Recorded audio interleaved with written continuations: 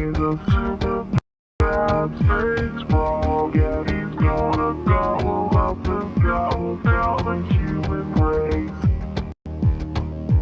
There is nothing you can do about it. He's gonna gobble up and gobble down the human race. Oh no.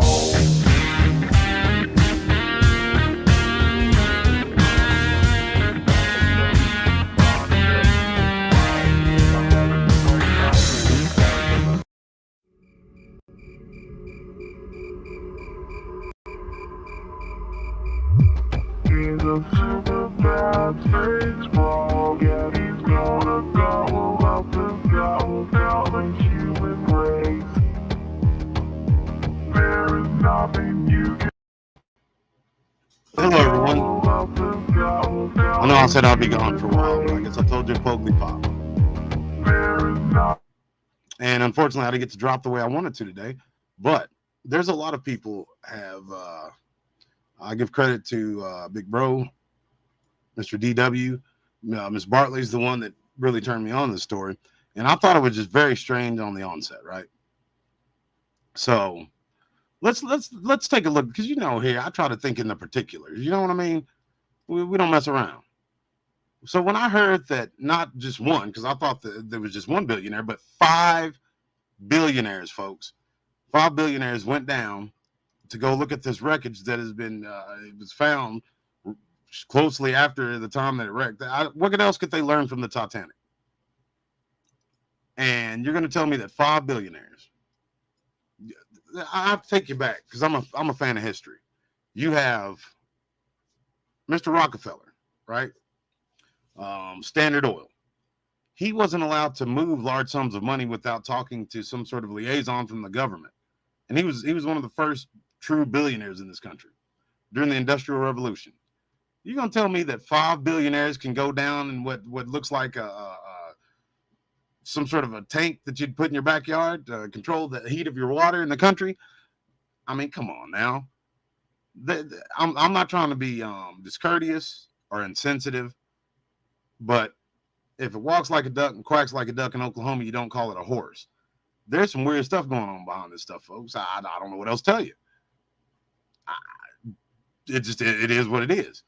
So let's look at the particulars of it before I get into it, right? So it's a submersible. It's not really a submarine. This submersible, and this is just weird, folks. Like I said, first it was the Kaczynski thing. Remember a few weeks ago? What's up, everybody? Mr. Rex Goodrum, Marlene Cobb, Miss Claire Ellis from over there in jolly old England, Brother Heck, my boy, Squatching Mountain Mama, great to see you again. Concern 73 over there in India. Sister Marlene Cobb, Ban Garcia, I ain't seen you in a minute. What's going on, bro? All right, jumping into it. Like I say, you have Stockton Rush. Now, a lot of people, they hear these stories, they don't even really look into the people that are involved in it, right? So Stockton Rush, he's a former Navy SEAL and a commercial pilot. He was involved in deep sea exploration for over 20 years, folks. Put that in your back pocket. He was involved in deep sea exploration for over 20 years. Plus, he was a Navy SEAL. And I don't know how many military folks are in the house or how many come from military families like me, but they're not going to be making mistakes in the water. A Navy SEAL. That's just all there is to it. He's also a descendant of 2 signers of the Declaration of Independence, Benjamin Rush and Richard Stockton. Isn't that something? So he's literally, you can trace his family back to the signers of the Declaration of Independence, which one of his ancestors was one. You see what I mean? You see, I kind of I'm sure that's just coincidence. Let's go on seeing the facts about Mr. Stockton Rush, who has one of the baddest names this side of heaven. I mean, that's Stockton Rush. Sounds like a James Bond villain name. So he is the owner, and it gets thicker. He's the owner of the Titan Submersible that actually went down, which he owns the company that puts them out, Ocean Expeditions. He co-founded the company, and he's partial owner, co-owner. I'm sure that's just coincidence too, right? So here's a little bit of background for folks who don't know. On June 18th, 2023, Rush and 4 other crew members set out in the Titan submersible to explore the Titanic wreck site. The submersible was scheduled to make several dives to the wreck over the course of several days. However, on June 19th, the submersible lost contact with the surface. A search and rescue operation is currently underway, but the submersible and its crew have not yet been found.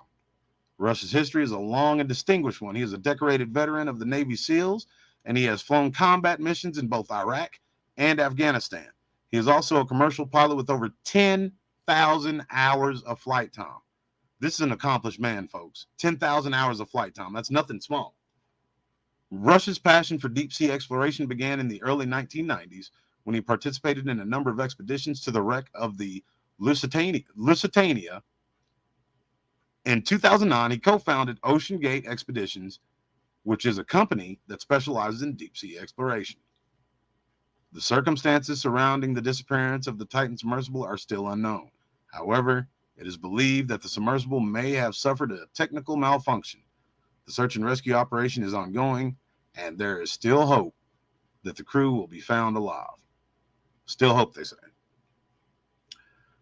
So this Titan submersible, and they talk about this hope. We'll get into the facts of the matter of how much hope they truly have in this here in a second. But all right, I'm back over with y'all. Does anybody drop a one if you find this whole thing strange? Like, all right. So here's some of the facts from our side of the fence.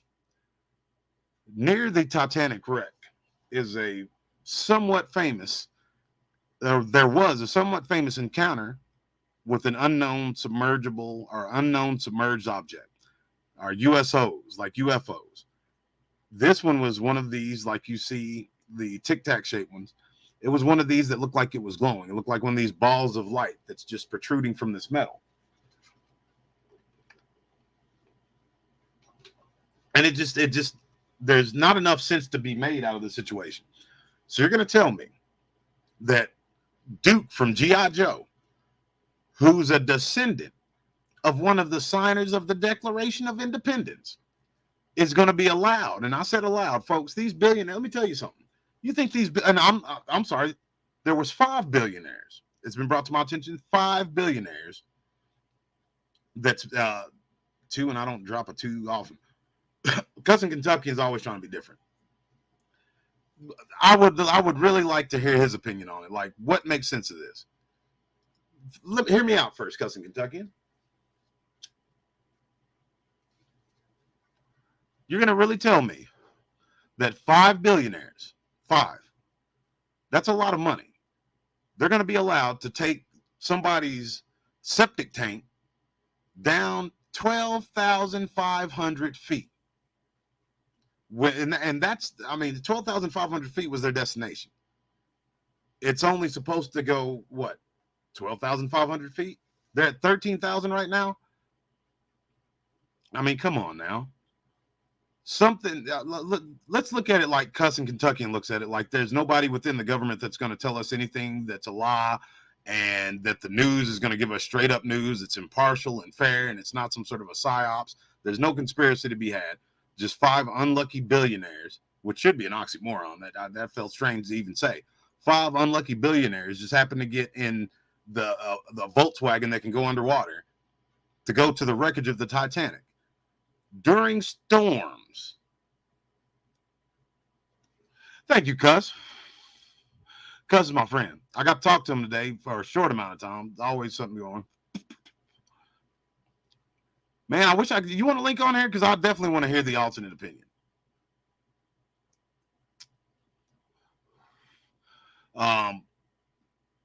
Where was I? Oh, yeah, these 5 billionaires. These 5 billionaires are really going to be jumping in their mom's Volkswagen that can go underwater and go into the wreck of the Titanic. When this guy has so much time that he's a real life Captain America. So the name of this vessel is the Titan, right? Imagine that. It can reach a depth up to 12,500 feet. It's sitting now, I think, at 13,100 and some change is what their theory is. It had a crew of 5 people, all 5, I think, including the man behind the wheel is a billionaire. I'm pretty sure. It has a single porthole for viewing out. That's how small this thing is. It's 9 foot wide and 8 foot tall. Weighs 20,000 pounds in the air. It has a battery life of 96 hours. It is equipped with a variety of scientific instruments, including cameras, sonar, and a laser scanner. Just having sonar and a laser scanner, how was this not avoided? If this guy he helped create this company, let's just take into consideration that if he's not a genius, that he's smart enough to hire geniuses. That's what rich people do. If they're not smart enough to do it, they find the best in their field. You know this, and I know this. So what? It help me understand. Like, I don't understand why somebody with that much skill, who's a Navy SEAL, so he's a serious person. He's not just some Indiana Jones adventurer who's got a lot of money and is looking to jump out of airplanes and stuff. This man runs a company. Like, folks, I'm gonna tell you from my side of the fence, I'm not going on the ocean, period. I barely like to leave Oklahoma. It's nice and landlocked. There's monsters in the ocean, people. Somebody said a megalodon, and I don't know if they said it in jest or not, but check out where the megalodon sighting was in conjunction with where this went down. But I don't think that's it. It is a tragedy. If this is straight across the board, which I really find hard to believe that it is, I wouldn't be surprised if they find them and they're right at the brink of death or something like that. I really do hope they're found if they're really lost. But you have 5 billionaires who they have whole staffs underneath them. They have staffs of people that run their company for them, even though they're the owners and the person that's supposed to be running it. When you're a billionaire, you have a lot of importance on you because you have thousands of people, more than likely, working underneath you, and their livelihood is based off what you do.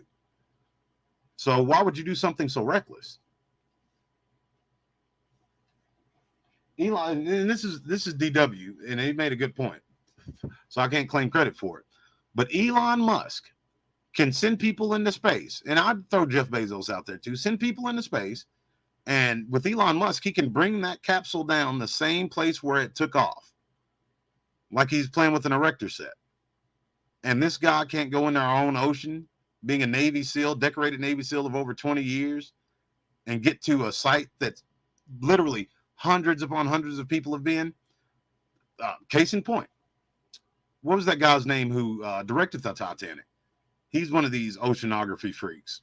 Cameron, the director of something Cameron.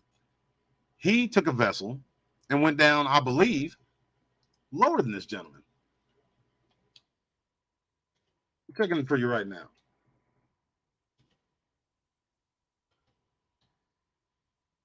Give me your theories. I sincerely want to know what people think, because it seems cut and dry to me.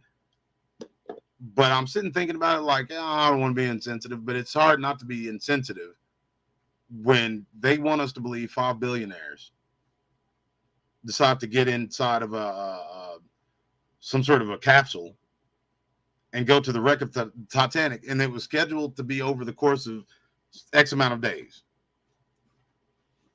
I've seen, I don't know how many documentaries since I was 12 years old on people going. I remember watching one live, them going to the Titanic, bringing up, pearls and all this stuff that was left from the dead bodies in there.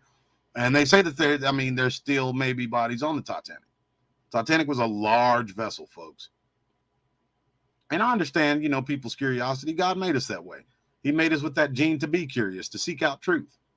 So I'm not saying it's far-fetched that somebody would do that. I'm not saying that at all. What I'm saying is it's kind of ridiculous. If you look at what's going on in the news, besides this, Hunter Biden, and I don't really talk about politics on this channel, but the hell with it. Hunter Biden, the son of Sleepy Joe, all of his contents were thrown out onto the internet. Every last Mad Jack one of them. Everything on his cell phone, I guess, that was taken, and his laptop. And folks, I've gone through a lot of that stuff. I don't suggest you seek it out, but I don't know how they don't put that cat under the prison. I mean, he was from just the drug charges. But I mean, that's circumstantial evidence, of course. I don't think they can use that. But besides that, there was some weird stuff going on in there. So you have, so far, Elon Musk able to send people into space, put the rocket right back down from where it launched. And you have this 20-year Duke from G.I. Joe veteran who's 3 types of badass going to go explore something that's been explored since Jesus left Chicago. And that makes sense. No, not to me. Now, I see y'all thoughts. I mean, the chat's really going. I appreciate that. I'm about to jump in there and see what y'all think, because this can be a 5-minute show for all I'm concerned. If this isn't a distraction from what's going on with the son of Sleepy Joe, because I don't know if you guys have kept up with it or not, but he could likely be indicted for conversations that were had that are out there in the public, folks. I mean, anybody who wants to, I just don't suggest you go look at the pictures that was on his phone. Anybody that wants to can go and check out the conversations that he had with his daddy on the trips he had. This dude is such a genius. He took screenshots of his geolocation from his phone and kept them. So it shows where he made trips across the ocean to make some sort of nefarious deals with people that a lot of folks would consider the enemies of the state. So that's a pretty big deal. It hasn't ever happened in this country before. You have the child of a sitting U.S. president who is accused of doing some weird shit as far as making deals with people that, again, that are considered our enemies economically.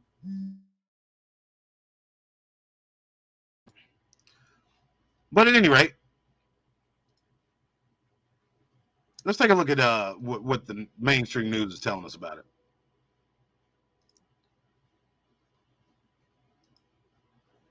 So, the missing Titanic.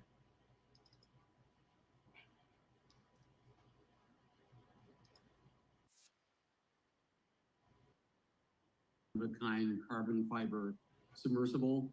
I didn't know at that point that you drive the thing with an Xbox game. Whoa, wait. I'm sorry, y'all. All right, y'all are watching that. We're watching the same thing. Did you hear what he just said? You control the thing with an Xbox gaming controller? That's madness. Let me turn this up for y'all.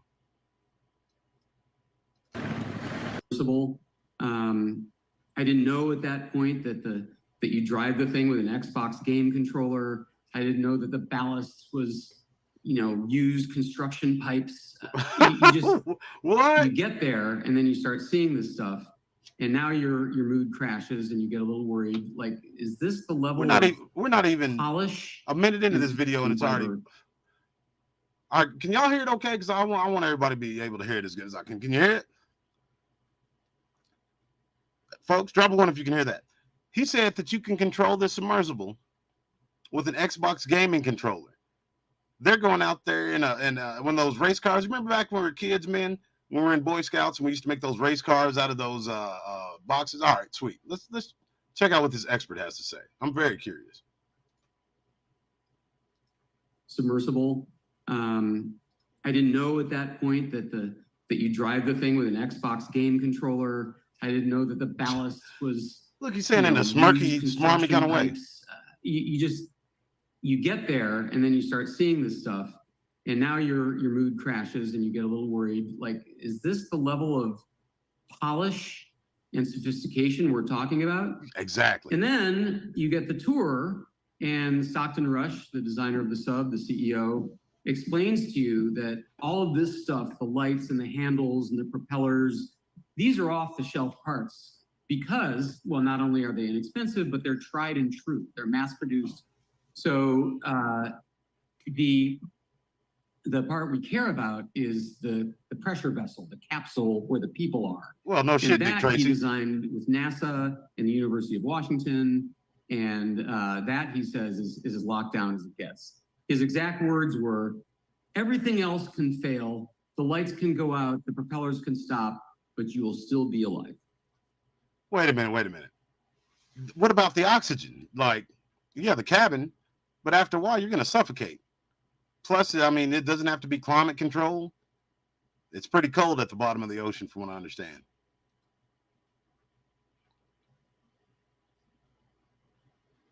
Look at that thing. That's ridiculous. And, the propellers can stop. That thing is so small. It took a minute for me to understand what I was looking at. I thought that was trash they were dumping in the ocean. So I will say that the night before, I was so panicked, which is very unlike me, that I did not sleep at all. I was completely trashed on the day of the dive. But once I was in the sub, you say it was trash? Stockton and the scientists and the crew is outside doing what they had rehearsed over and over. So y'all can hear it, but the screen is blank?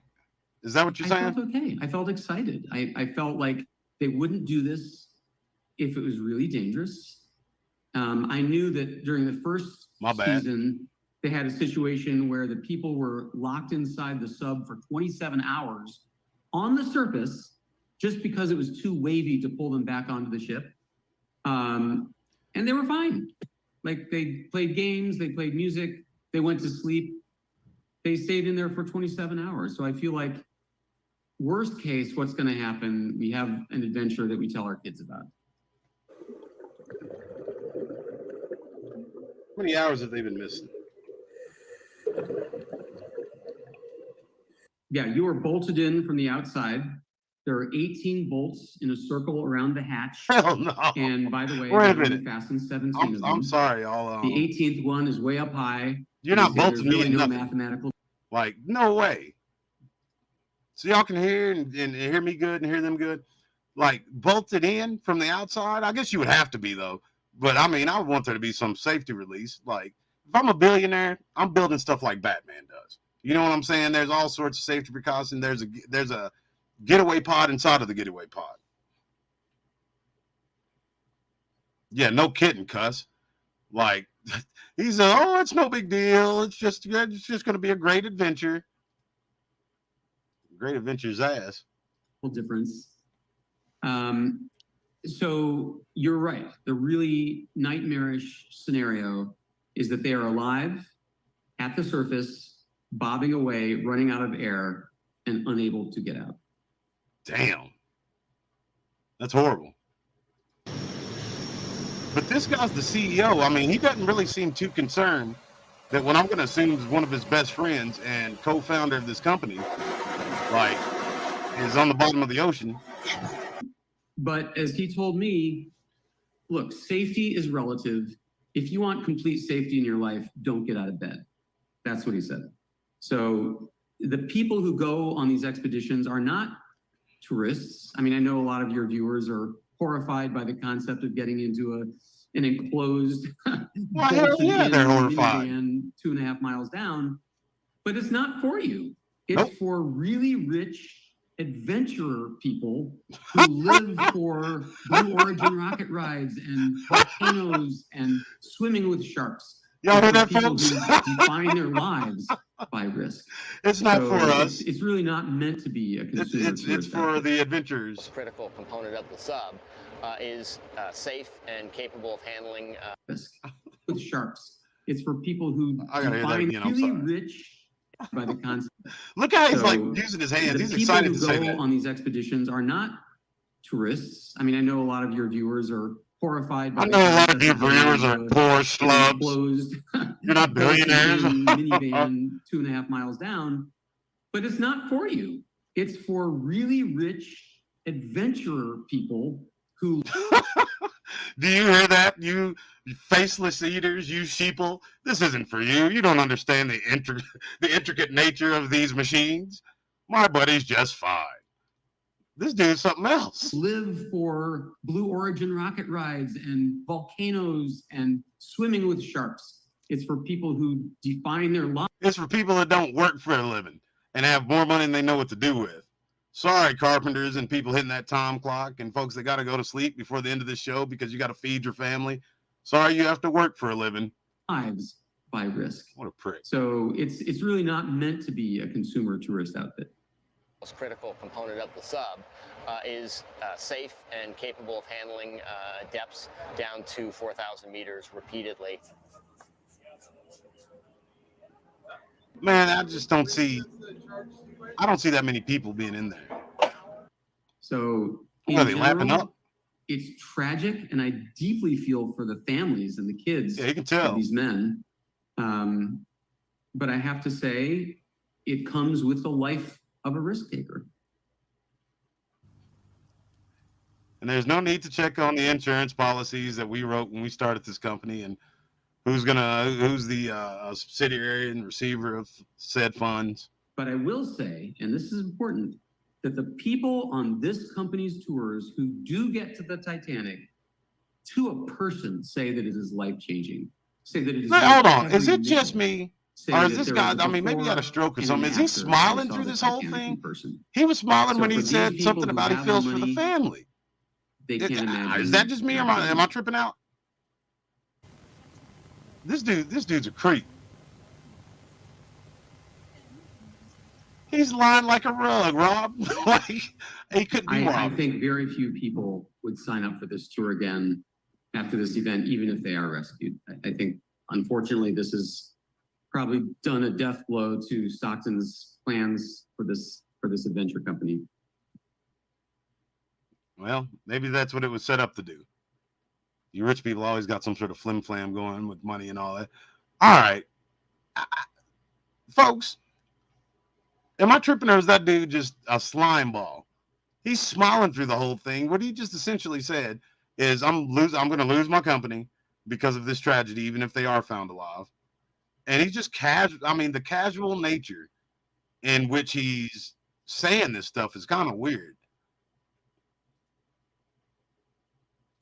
That was madness. I'll tell you what, though, folks. That dude was lying like a rug. Now, see that? I'm glad we watched that. That just kind of shifted, because at the very end, I was going to give you my theory. I'm still going to, but that kind of shifted what I think of the situation.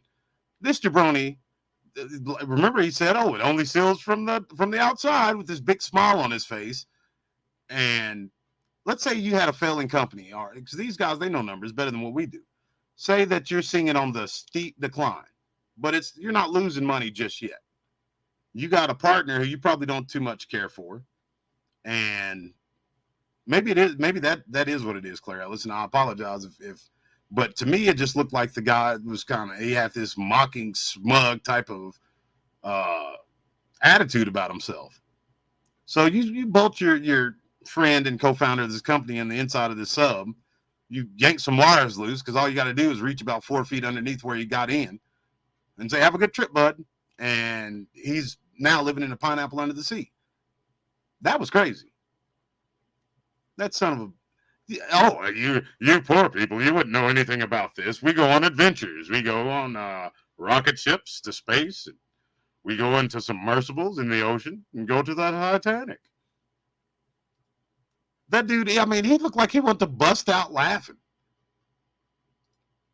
Old slime ball. Let's see what people that aren't extremely wealthy have to say.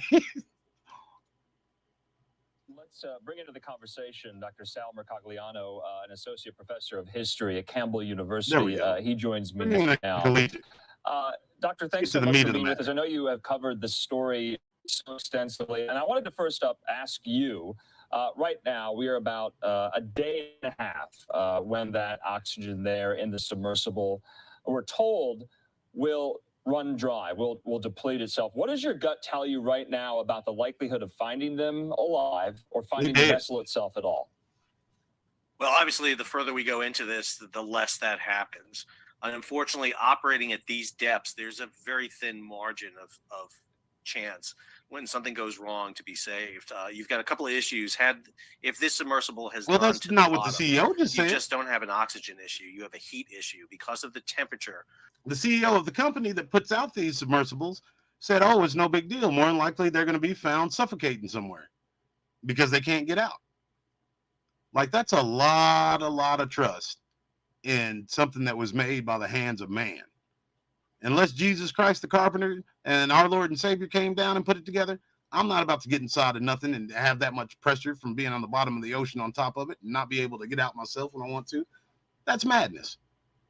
Ladies and gentlemen, nephews here, old World Weather Authority. If you need to see, these people should have watched World Weather Authority so they could know what was going on in the sky and what was going on in the ocean when they took that submarine down. And they may have not had to go through this. That's right, folks. World Weather Authority. Find his YouTube channel. Hit subscribe. Watch him because he's going to let you know the real deal. And if Stockton Rush, who has the coolest name of probably American history, who's I'm going to get in that at the very end because there's some stuff I want to talk to y'all about this stuff. Below the surface, 13,000 feet down, it's almost freezing down there. You would have an issue where the crew may not last long enough because of the lack of heat, let alone water and food. You'll freeze to death. If they're bobbing at the surface, they have to be rescued because of the nature of this submersible. The crew can't just pop the hatch open if should they be on the surface. So as look at that, they're good ways out. Chances do diminish. Yeah, I want to talk to you about the vessel itself. It's called Titan. It's operated by OceanGate. There's been reporting out there to suggest, folks, there is possibly that the creation. There's a guitar evangelist. His name's Blind Willie Johnson. Blind Willie Johnson he's the guitar evangelist. He put out a lot of songs y'all probably heard in creepy movies. One was in The Devil's Reject. It was he plays the slide guitar, and I mean he's one of the founders of. This was before the Black Delta Blues. People were going on that Chitlin circuit. And he's got this song about it's about the Titanic. It's about the Titanic being taken down to the bottom of the sea because the owner and the designer were so arrogant that they called it God in a tin.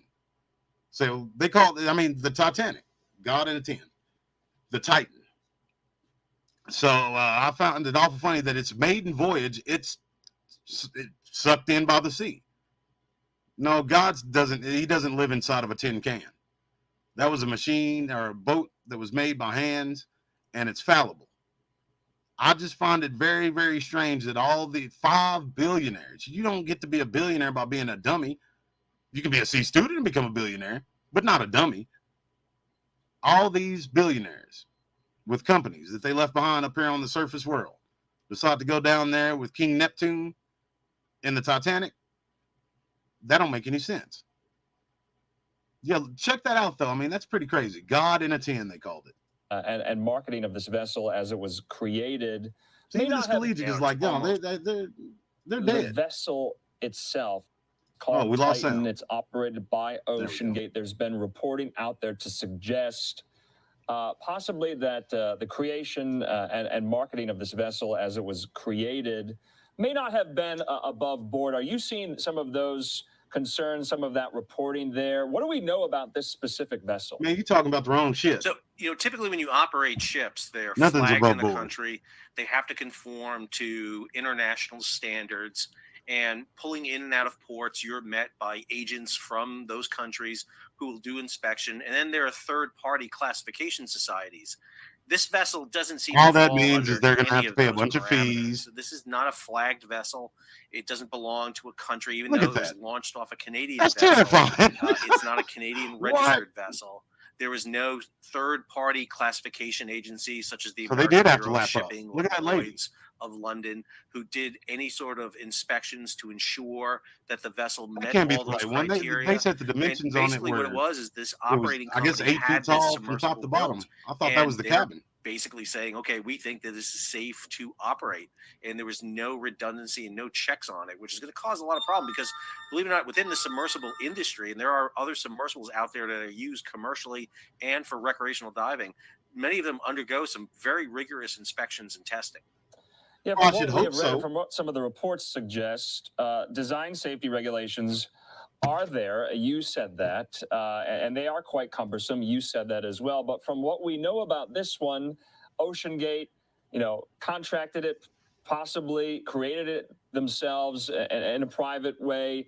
And so we don't even know if it's allowed or permissible to go that deep, are we? There was a report in the New Republic today saying that a former employee of Watergate who was fired over raising some of these alarms and some of these questions Watergate, huh? said this particular submersible could only go about 2,000 feet down. What? Right. And the problem you have is where they're diving is See, the plot thickens. So it goes all the way back to you gonna tell me that this Navy SEAL of 20 years, this highly decorated, intelligent guy, is gonna get in this submersible and go down way past what he was supposed to on purpose over the course of days? Somebody either don't know what they're talking about or somebody's lying. That's just all there is to it. International waters. It's the lawless Wild West out there in some cases. Exactly. And so there's not really a regulation. Once you disembark this vessel off the Canadian vessel, it can basically operate into this deep water. And without that regulation, without that checking, it's very difficult for any kind of security or any sort of third party to come in and check that. And what we do know is that there were no entities that did those checks. Yeah, Yeah, it's not about going down that deep, CIA did the check. 13,000 feet deep to get to the wreck site of the Titanic itself. We're told this was only supposed to be about a 2-hour trip down there, and they lost communication about an hour and 45 minutes in. But right now, can you kind of explain, you know, and we were talking about this in the newsroom, they go down straight from the ship from which it was launched. So presumably it's sitting right below that anchor ship above water. Do I have this right? Actually, they would be a little bit up current because of the design of this submersible. They can't maneuver a great distance. And so when they basically detach from the platform that they're launched on, this submersible just drops. It doesn't have buoyancy tanks like a modern submarine that you can go up and down. It will either go down or back up. And when they drop it, they actually have to drop it kind of ahead of the current because of the Gulf Stream out there. It's going to move. And so they have to basically get themselves in a position, plan on 2-hour drop down to the bottom, and then come within close position proximity to the Titanic. We're going to take a little poll. Drop a 1 if you think this is some massive distraction. Drop a 2 if you think it's legit. This is above board, exactly as the news is reporting it. There's no weirdness going on. I mean, it is as it is. Or drop a 3 if you think, and this goes a little bit into my theory, that you're never going to see this guy again, but he's not going to be dead. This dude was a Navy SEAL, highly decorated over 20 years. Say, I'm going to play pretend with y'all. Everybody's dropping a 1. I'm going to play pretend with y'all for a minute. Say, and this is a deep dive. I may be looking into it too far, but say I'm the co-director of the, or junior director or whatever it's called of the CIA. Say I'm the director of the CIA.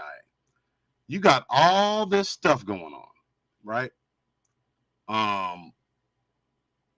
What would be a great distraction from one of the biggest, if not the biggest, crazy things that's happening in American history?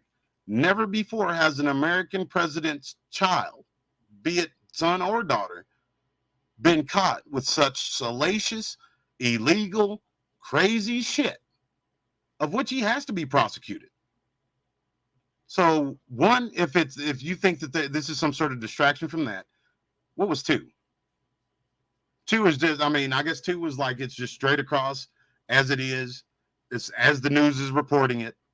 Or 3, the alternative theory, which it's gonna be a part of 1, but I think there's a little bit something deeper. I guess 4 would be your megalodon or your giant squid, which I find hard to believe. I guess 4 is a possibility, though. I'll tell you what I think. I think it's a 2. I'm just gonna be honest with you. It's exactly as they're reporting, and I'm just kidding around. This is a sad tragedy. These 5 billionaires with companies they run, who are smart enough to build companies and become billionaires, just want to, just like that guy said, it's not for us. We don't understand. They're wacky billionaire adventurers. We're just Joe Schmo trying to, you know, feed our families and take it one day at a time. I mean, get Titanic, but because of the limited resources in this submersible, they actually have to be directed there by the kind of the mothership. What? And that's why communication is so important. Yeah, we're learning that this was Ocean Gate's somebody doesn't have good information, so they have to be directed to the Titanic, even though they're using an Xbox gaming controller to steer the thing. So maybe they got to guide them to it, because all they're seeing out of that little tiny hole right there is black. These people are fools. Why would you? Well, third annual voyage to the Titanic wreck site to kind of see the deterioration. If it's number 2, that's terrifying. That the heads of these companies, just on a lark, are going to go down in the total blackness and coldness inside of what looks like something I'd buy for one of my great nieces from Walmart for them to drive around the front yard in. That's madness. Deterioration. It's been more than 110 years since the Titanic went down there in the waters of the North Atlantic on a very cold April night. The sunken ship is about 2.4 miles below the surface, and these 5 individuals on board. This is a very, very niche trip. You have billionaires, the uber wealthy, who want to see this up close. They would describe themselves, I'm assuming, as, explorers, adventurers, what have you. But there's a lot of functional. There's your narrative, folks. That's the narrative. That's what's going to be pushed. When everybody says, oh, well, it doesn't make sense. Why would somebody do this? Oh, well, they're adventurers. You don't understand. You're not a billionaire. They're adventurers. This is just what they do. Man, you better sit down and be quiet with all that nonsense. Again, I can't stress the fact that these billionaires are not stupid. They're anti-stupid. That's why they're billionaires. And I mean, I want to watch that video again before we jump off here. That old boy who's the vice CEO or whatever, man, he gave it away. He gave away the game. He's sitting up there trying his best not to bust out laughing in our faces as he's sitting lying to us. For submersibles, not just to go up close, pay $200,000 to catch a glimpse of the Titanic, right? God almighty. Right. And when you look at Titan was really built for this one mission. It was really designed to dive down that. If you look at its maximum depth, it's the maximum depth basically of Titanic. But in the commercial world, we see submersibles being used in laying of cables, in the offshore drilling industry, but also a lot of that is closer into shore. So there are oversight. There's government oversight. You're operating within either territorial waters or the economic zone of. Cuss, brother, with all due respect, you can't believe everything you read and see. And I'd actually like to see the statistics on that. Like, I'm a stats guy. I doubt very, very seriously there's billionaires dying every year on Mount Everest. I'm not calling you a liar. I'm just saying that seems like a little far-fetched for old Dion. I'm a simple Okie. The most simple answer is usually always the right one. And it's not very simple that these people are going to go down inside of this metal coffin that's sealed from the outside and pay. I'm sure there's some idiots out there, if they're a billionaire, $200,000 like us paying a couple of bucks to go see a movie. And they can say, oh, well, we went to see the Titanic last summer, didn't we? That's believable. But there's too much weirdness going on with this. In my opinion, my humble opinion. Of countries. So you will have regulations in place where Titanic it's international waters. It's beyond the 12-mile and even the 200-mile economic limit for nations. And that's really where we're seeing this gray area in the operation of Titan. So also I wanted to ask you too, what do you think the communications are like? That's a good question. But before we get into that, my nephew brought up a good point. Titan and Titanic. Has anybody heard the theory that the Titanic was made to be sunk? Just like the Titanic. And I want to give you the accurate information. I'm going to look up the particulars of that certain quote unquote conspiracy. But from my memory, the conspiracy of the Titanic being sunk was that company was going under. And they took out a big insurance policy on it. I don't think I have that many young people on here, but everybody who's on this channel probably has looked pretty deep into 9/11 and the massive insurance policy that was taken out just weeks before that tragedy. I guess somebody can call that a coincidence. Like Cussing Kentuckian said, there's people that die on top of Mount Everest every year, these billionaires. I just find it awful funny. Just like he said, The Titan and the Titanic is awful close together. You have to understand these people don't think like we do. They don't start these companies because they want to make money. They're already a billionaire. What is it for somebody whose forefather was the signer of the Declaration of Independence to be in some, well, that gets into my theory. Let me, one step at a time. The conspiracy of the Titanic sinking.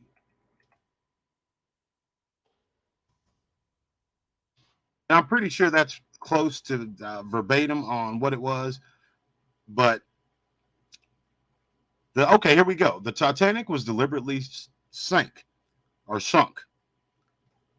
This theory suggests that the Titanic was sunk on purpose, either by its owners or by a rival shipping company.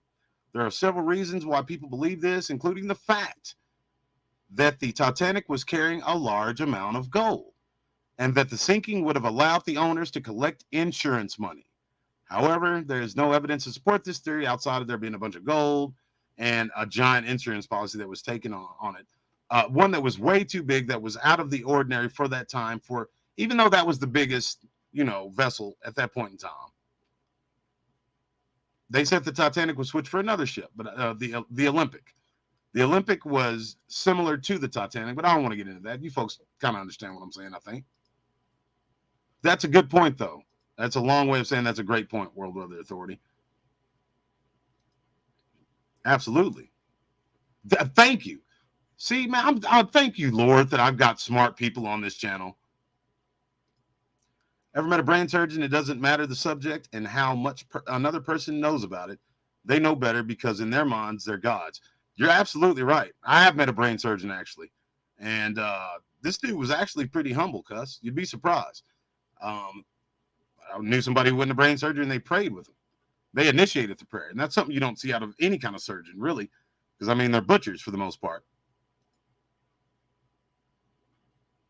But that's a great point. I mean, these people are gods in their own. Because I think a lot of people are wondering, why can't they get in touch with the submersible via whatever communications program they have in the ship above? That's another theory I have. Many of us have. Especially after seeing that guy. Completely gone and the power's gone. Right. And as far as we know, the typical communication they had was actually via text. They didn't have voice communication because of the depths involved here. Very hard to get voice communication. So they were able to use basically text messages to give them directions. The loss of communications is key because, again, this submersible cannot really find Titanic. It has to be directed toward it. And you mentioned kind of offline that without communications, this is like you're trying to find the definition of science. A floating minivan in the North Atlantic. Looking into the natural world. So man looking into creation. The search radius is about 10,000 square miles. We're hearing it kind of being described as the size of the state of Connecticut. I want to put up this tweet because we're also getting some ideas, some suggestions from members of Congress. Dan Crenshaw, the Republican from Texas. I want to see if you kind of agree with one of his assertions, one of his suggestions here about what to use during the search itself. He says the United States Coast Guard has access to a highly capable rescue submersible called the Magellan, which is ready to deploy to rescue this lost submarine near the submersible. It's not a submarine, it's a submersible. That U.S. Coast Guard officials there is a difference near the Titanic, but I'm hearing disturbing reports that U.S. Coast Guard's officials are blocking or delaying the Magellan. Imagine that, cussing Kentuckian. Now, Mr. Straight Up, it's across the board. Everything's everything, it seems. Why would they delay the launching of the Magellan if you have an operating submarine that's capable of rescuing these people? What's the excuse not to? I gotta hear this. That's crazy to me. See what I mean? Like it's this. Nothing is as a team. Is that the right time to do this? Does that require these very, very high-level vessels for a search like this? And what does that take? Well, the problem you have here is the depth that potentially we're seeing this submersible at. Potentially 13,000 feet below the ocean. That's pretty Most deep. Navy submarines operate a max depth of about 1,000 feet. And this is the problem that's really hindering this search. The sonar buoys, the echolocating is designed to find submarines. See, that don't make any sense. Did y'all hear what he just said, right? Like these big submarines, like you ever seen Hunting for Red October? Outstanding movie. If you haven't seen it, watch it. It's going over 10,000 feet deeper than that, how are they not crushed under the pressure of the ocean?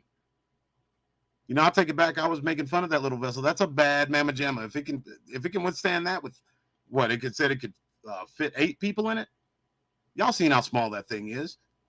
Most Navy submarines operate a max depth of about 1,000 feet. That's bananas. And this is the problem that's really hindering this search. The sonar buoys, the echolocating is designed to find submarines in a very narrow parameter close to the surface of the ocean. When you get down 13,000 feet, even the top Navy subs cannot operate in that depth. See, that's crazy. Okay, then why is this even on the news? They're dead. Like, what are we talking about? If they can't operate at that level, how are we expecting this small little go-kart submarine to? This makes no sense. Unless this dude is Batman and he just put together some bad mamma jamma, but I doubt that very seriously. Hey, hit like on the video if you enjoyed the show or this news feed, and hit like, hit the bell, hit the thing that makes you see when everything's going to be posted. Make sure you hit the one on the very top. That keeps you up to date with everything that I'm posting, both live and preloaded. Back to this super duper truthful, sense-making tragedy. Referring here to this conversation that Representative Brandon Williams, Republican from New York, had on Neil Cavuto's program today, and he offered that idea, saying the sonar capabilities of a nuclear sub is far and away the best in the world at locating things underwater. Yeah, no kidding. But you just kind of described some of the limitations and liabilities of trying to get that on the ground, right? Right. I mean, if you're trying to locate a submarine, for example, so if you're the U.S. Navy trying to locate a Russian, Chinese I submarine, think if it was just a cryptid, bro, larger object, that they would go in there and murk that thing. You know what I'm saying? We're pretty good at killing stuff. They would have shot that thing. Just like think about those Nazis. Active they sonar, had the ping sound, which will reflect off. This there object was a song about it. It was hitting things accurately from 15 miles away, and that was in the 40s. It's very quiet. If it was just some massive squid, we'd shoot that thing and they put it on TV. Steel. We'd be the heroes of the day. Carbon fiber alloy. We as in so America. Even traditional military equipment is going to have a hard time locating this vessel. You know, and Sal, just lastly, if the worst comes to pass in this story,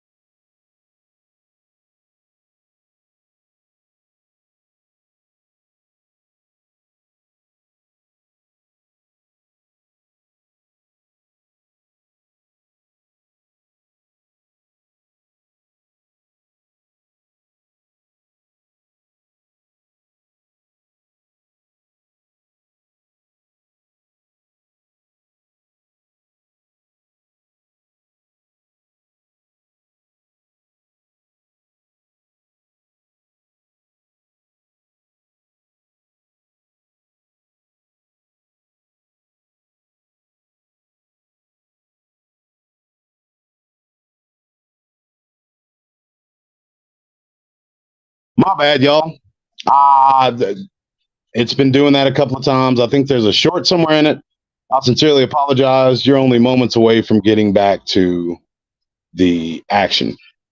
But during this little stop in it, if you'd like to support this channel, there's a link where you can do so in the chat with you. You can make a small monetary contribution to the BDRP to keep shows like this going. I'm glad y'all are still here. That's outstanding. That's probably the fastest I came back from one of these drop things. And I'll get that problem fixed. There's a short somewhere in the computer, but it'll be all right. This gives us a chance so I can kind of see, because I'm going back and forth.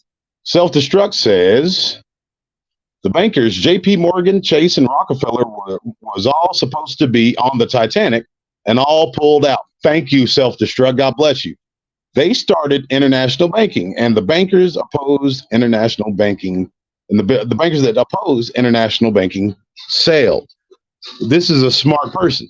I don't know if you're a man or a woman. Let's assume you're a woman, because women are smart. I'm not going to call you a brother or anything like that. Women are smarter than men in a lot of areas. But yes, that is true. That's you can actually look that up. So, I mean, nothing is as it seems. I'm telling you, when you get these type of people, when you're a billionaire, not a millionaire, but a billionaire, there's only so many of them.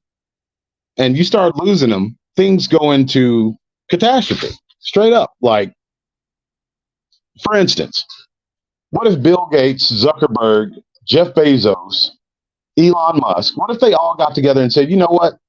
We're leaving this place. We're done with it. We're going to Switzerland. We're going to stay right next to the CERN facility. Do you honestly believe that any of those men are going to be allowed to leave this country? You think if all of those men are in the same place and they see them going to an airport and they get into that, who's the dude who started that, his own little company that it didn't take off, the Virgin Mobile guy? He has Virgin Airlines. If they get in one of those private Virgin jets with their heart set towards going to Switzerland, you think they're going to be allowed to do that? It's pretty cut and dry to me. And the surprising thing, honestly, would be if this is straight up. I find it awful funny the same day that they say that Sleepy Joe can be brought in on his based on things that were found on his son's laptop, that all of a sudden these billionaires decide to go and go on this adventure, as the guy called it. They shouldn't have ever let that CEO on TV. If this is what I think it is, and there is some shadowy cabal behind the whole thing, that was a big mistake. They shouldn't have ever let that guy on TV, because he just let it all out. He was smiling through the whole thing as he's saying, "Oh, well, this is tragic for their family." He's smiling like a madman. And just the way, I mean, he's, you know, when somebody's excited, when they're saying something from the heart and they start talking with their hands and they kind of have that kind of faraway look in their head because it's something they care about, it's something they enjoy. He had that same look when he was saying, "Oh, you people don't you people don't understand because you're just a sheeple. You clock in to go to work. We own the people that tell you to clock in." It's ridiculous. What do you mean? Bro, he's not going to run, I guarantee it. They have anti-tech. World Weather Authority says a shadow government has its own military and laws for a few decades now. Hey, bro, there is a senator, and I forget his name. For some reason, I think Self-Destruct knows. I think me and Self-Destruct are vibrating on the same frequency. Self-Destruct, what's that senator's name who just went before, he was a congressman, he went before Congress and said that there is a secret part of the government that has its own Navy, its own Air Force, and it uses shadow means. It follows nobody's laws or rules. Now, I know, bro. It's not a funny joke if you have to tell me it's a joke, though. Oh! Yes, sir. You know what I'm talking about, nephew. I used it on the Men in Black special, which you can view right here on the BDRP Supernatural YouTube channel. All right, folks. We're about to come back with you. Y'all ready to get back to the action?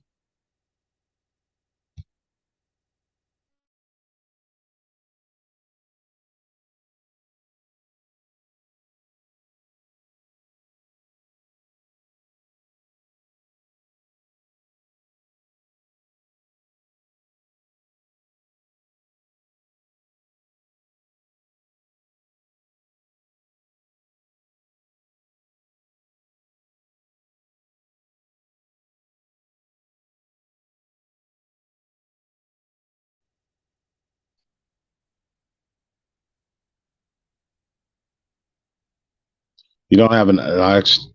An oxygen issue. All right, I'm sorry. I'm watching it and talking to you guys on two different devices. I'm going to get you back with me. Boom.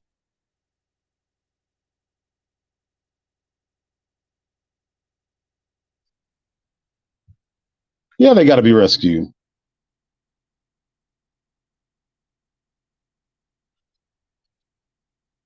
This is madness.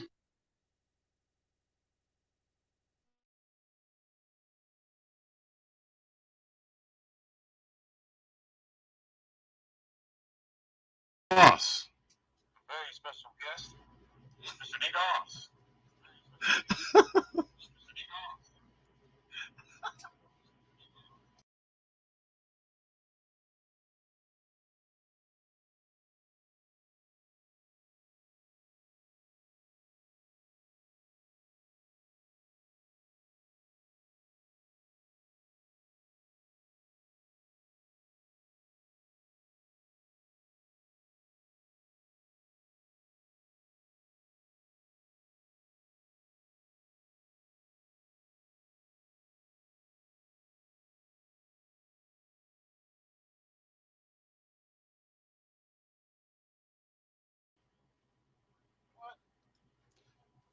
This is crazy. So I guess I'm going to be on one thing listening, talking to y'all, and another one listening.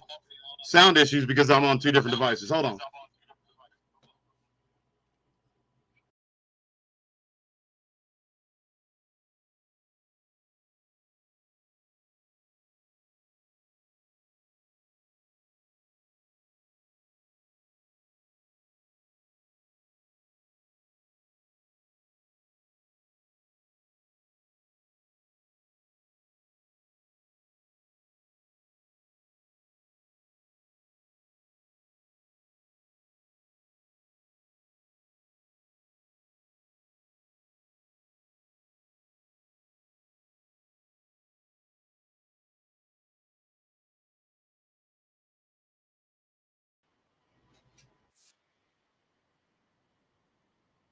See, there is some sort of oversight that's supposed to be happening over this stuff.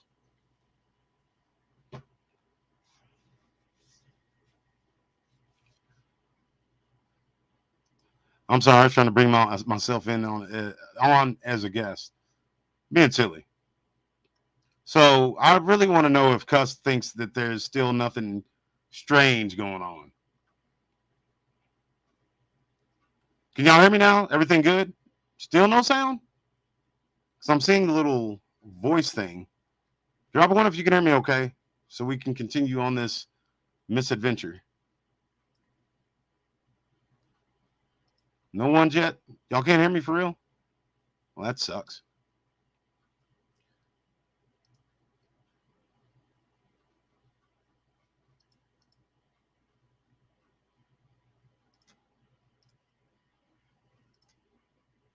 Sweet. Thank you, Ivy Ramirez. Thank you, HVAC.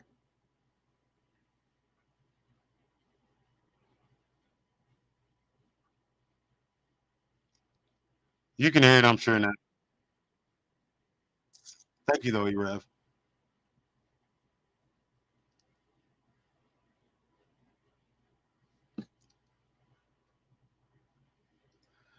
There's something about this professor right here. I mean, like, I don't trust any of them. Fox, MSNBC, CBS, CNN. I think that they're all controlled by one entity, which is controlled by one person. But some of them have to give the illusion of being fair and balanced. But this dude right here, I don't think he's a part of them. They just found some, like, look at that shirt he's wearing. He's a professor. You know what I'm saying? They had to get one legit guy on there, and he's just giving the facts as he sees them. That looks like a fake professor? Are you for real? You think so? No, bro. That looks like one of these laid back type of old school hippie professors back in like the early 80s. Probably smoking pot behind the gymnasium. But he may be. I don't know. That's definitely not an office, though. That's somewhere at his house.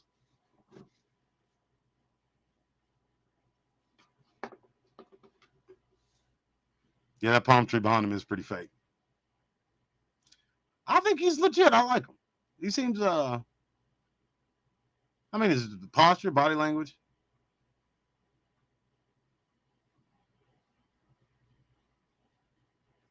No, I don't think there's a 10-second delay. Maybe there is.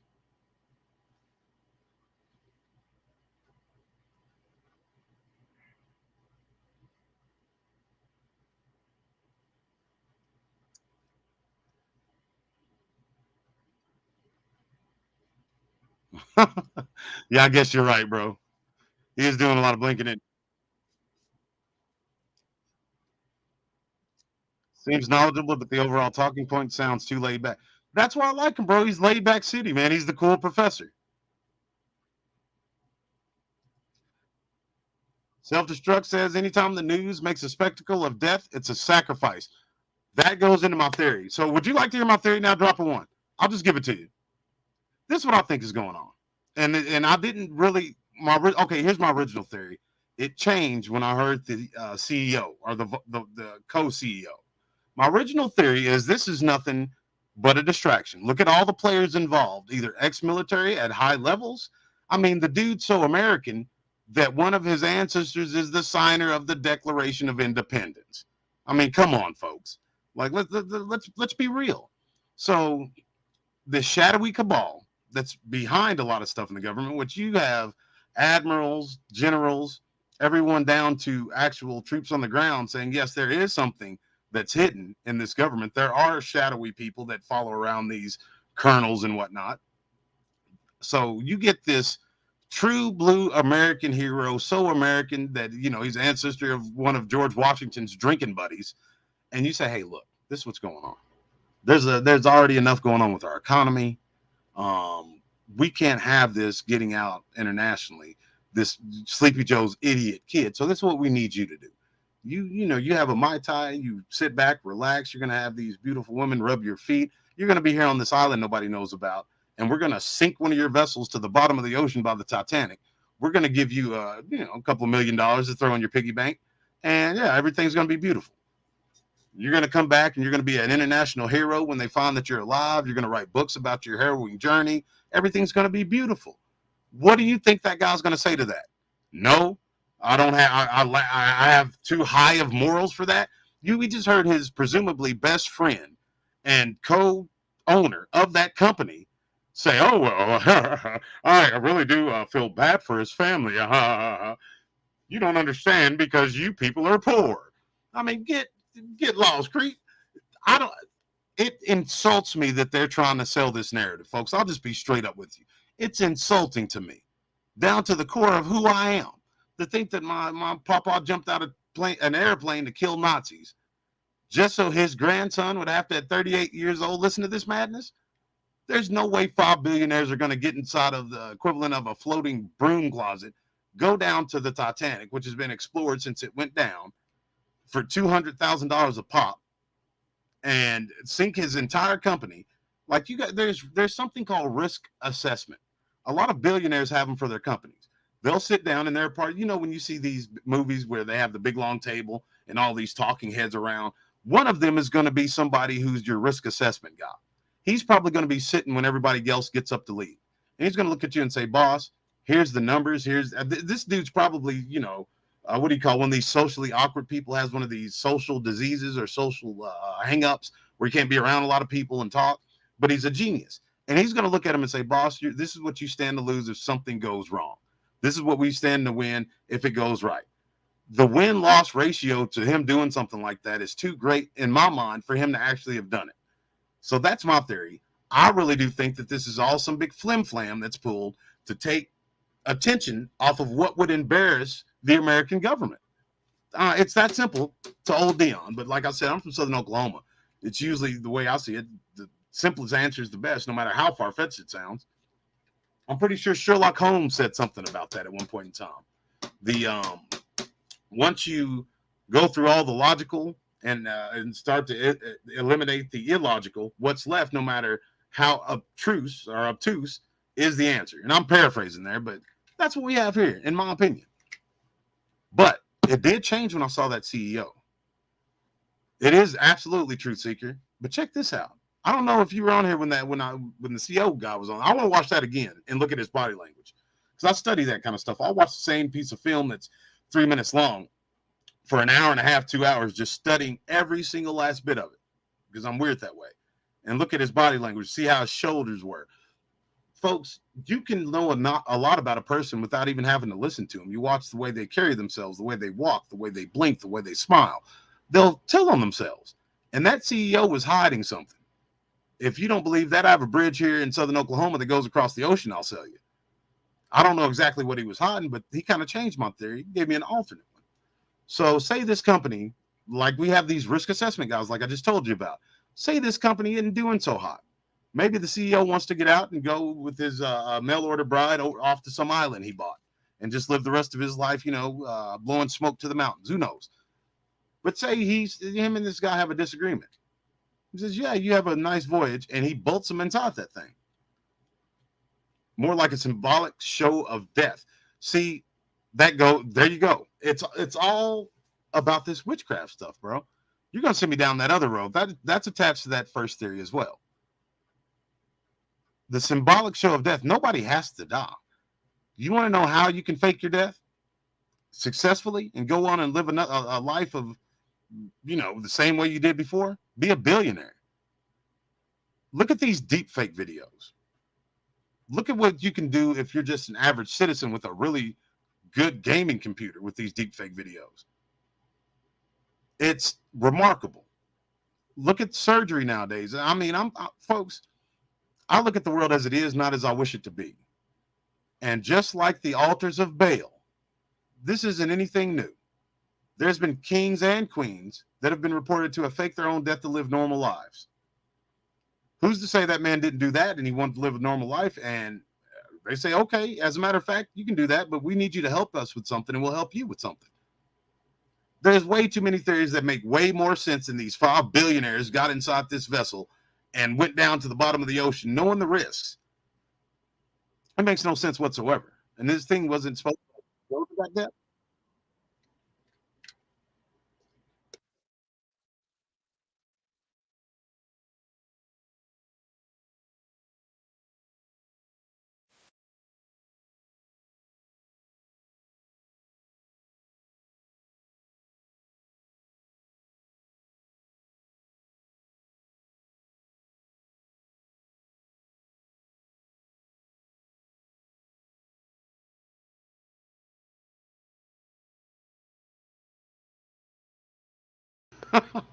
So the third voyage to see the damage of the 110-year-old wreck of the Titanic.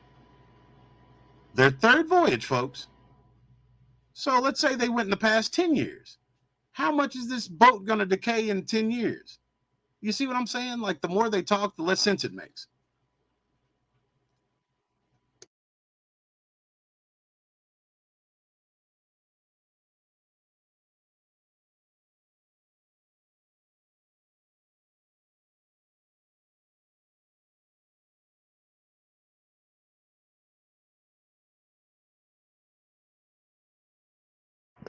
Dummies. See, they keep pushing that narrative. How many times have we heard that, folks? I wish we were playing a drinking game. We'd be on our way to being drunk. Explorers and adventurers. That's, I believe, the third time if you're keeping track at home.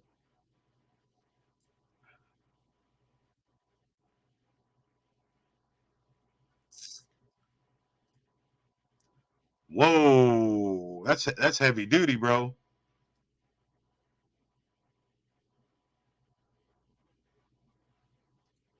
That is satanic, man. I just thought about that.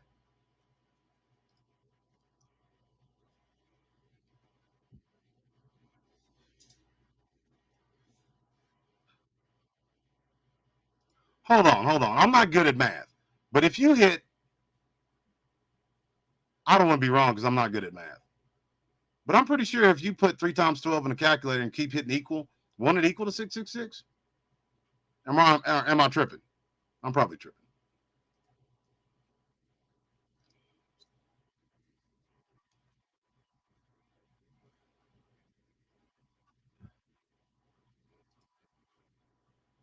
Man, that's a heavy can of sardines for that creature to open. That it'd have to be Godzilla.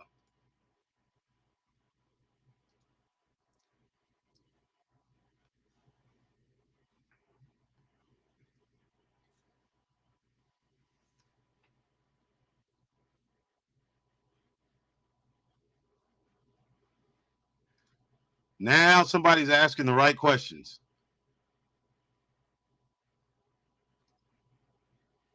I'll find that out.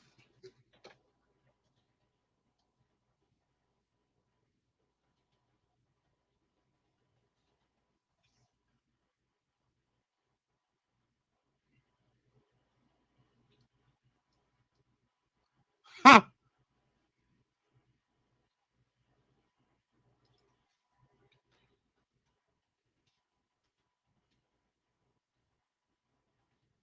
Wow.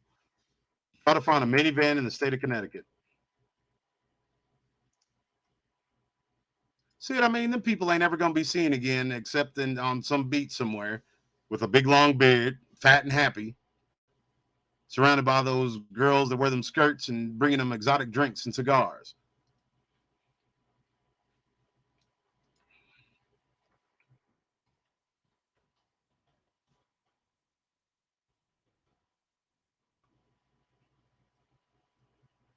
All right. So who was that? HVAC who asked me that question? Beautiful, brilliant question, my friend. So I got that information for you. 5 occupants of the missing Titanic submarine were Hamish Harding, a British businessman and explorer who had been to space. Paul Henry Narguillet, 62, a French maritime expert who had been on over 35 dives to the Titanic wreck site. Chris Jewell, 52, a British engineer and submarine pilot. An engineer and submarine pilot, folks. Dorian Melbick, 51, a French photographer and filmmaker.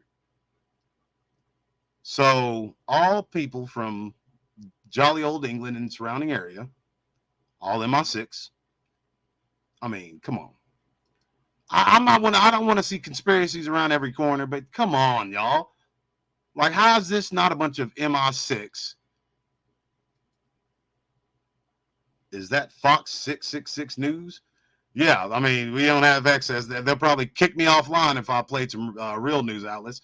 The real news outlets are right here on YouTube, and they're getting rid of them real quick.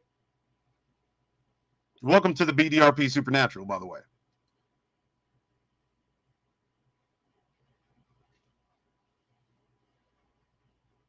This is hot garbage. This is the biggest ridiculous distraction. How is this more newsworthy than the Sleepy Joe, the president of the Free World Sun? His laptop and his cell phone have the contents of some college dropout with a pocket full of money. Like, I don't know. Bro, you know how crazy it would be if all these guys were related to either the royal family or people that worked within the royal family? How much you want to bet at least one of them does? You see, y'all gonna send me down that rabbit hole.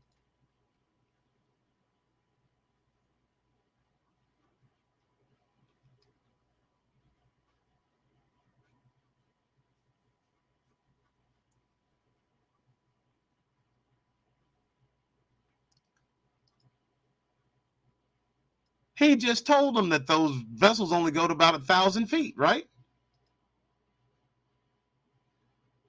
Are we watching this thing? No, we ain't watching it over again.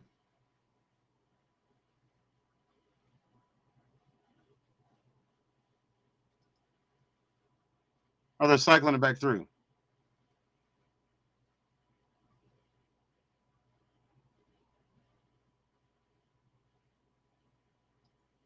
I like Rosie Rose. Can't even talk right. That's crazy.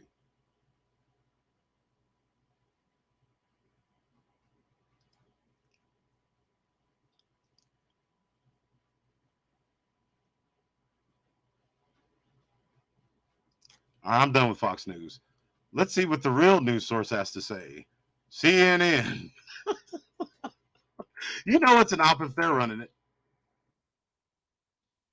I mean, I'm not trying to be partial. Like, it's all the stuff that you see on it. Like you heard me say 1,000 times, Fox, MSNBC, CBS, all of them. When you break it down, it's all the opinion of one person, one entity. And now since I believe the Obama administration, may have been the Bush administration, since companies are legal people. If you don't believe me, check me out. A conglomerate corporation now is an entity akin to an American citizen. So when you have what they call super PACs and they donate this money, hey, it's our buddy. Boy, he's going on the tour. I definitely got to play this one because this guy's telling on everybody. He's telling on them.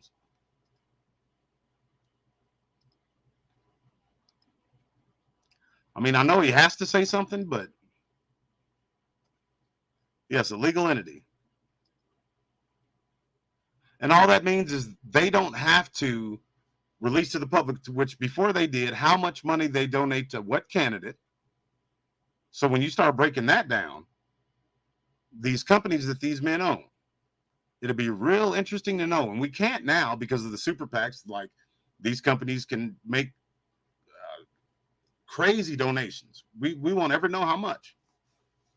So when you can have an undetermined amount of money that you give to a candidate as a corporation, how is that not an vested interest that you've made in somebody? And what is that person going to do with the interest you've made in them?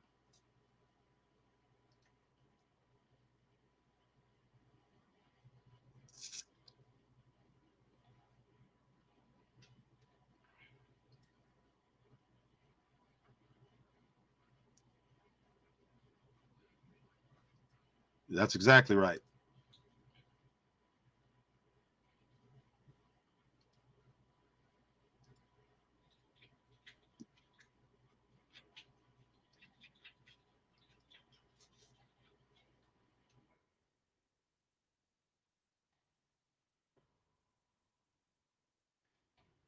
Wow, they're putting the whip on that.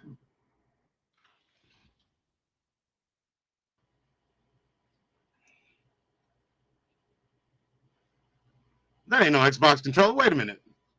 What the hell?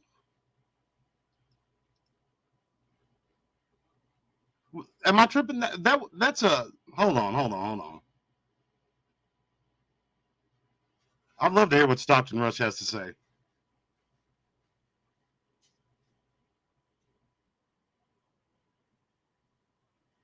Wow.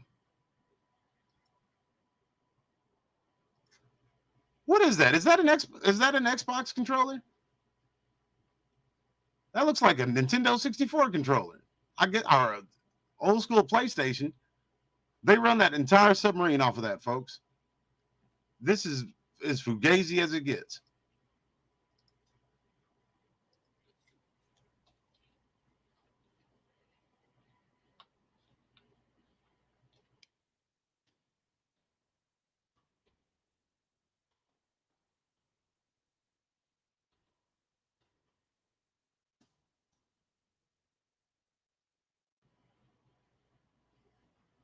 Yeah, I bet they have.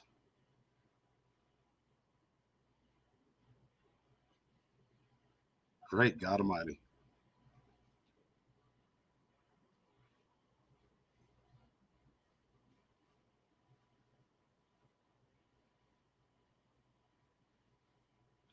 Dang.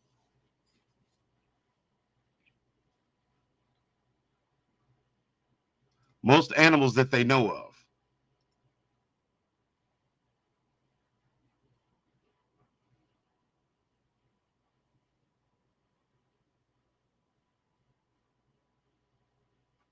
God Almighty.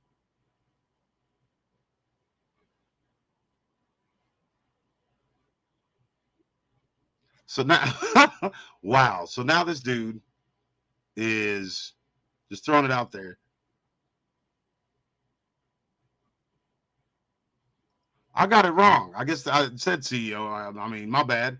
This guy's a correspondent, but he's the one they're sending making the round. So he's CIA.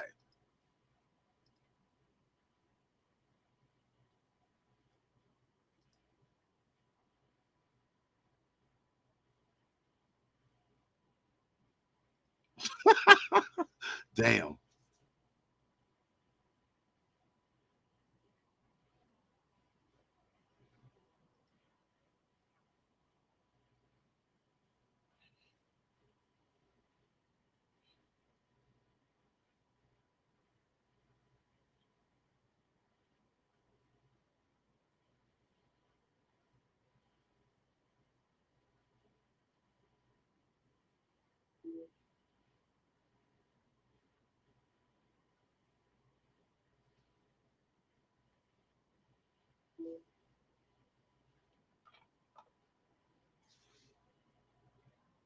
Bull butter.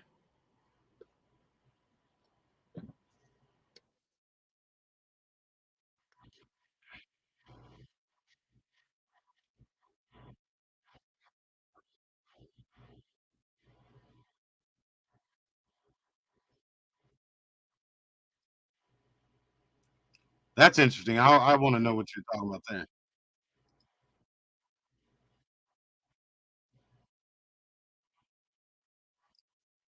That's what I'm saying. Cuz how's this thing like this thing that it is 1,000 feet below the depth of, or 2,000 feet?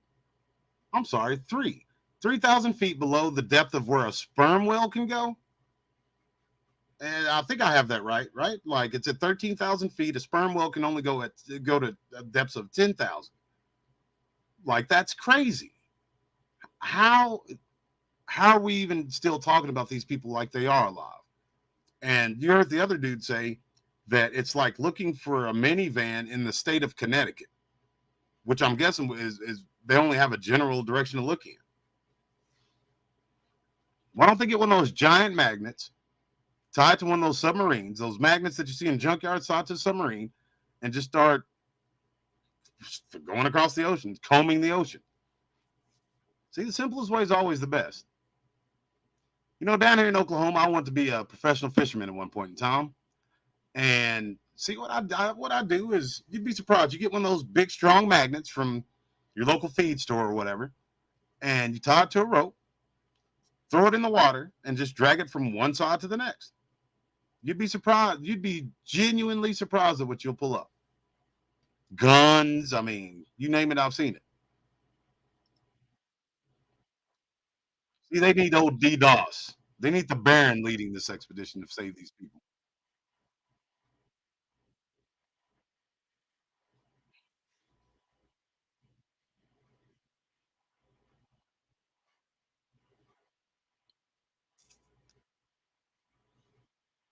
Well, no shit, Dick Tracy. Look like you solved another one. If we see this jabroni on one more newscast, we know what it is, and I can go ahead and end the show. I think I know what it is already. I think y'all do too.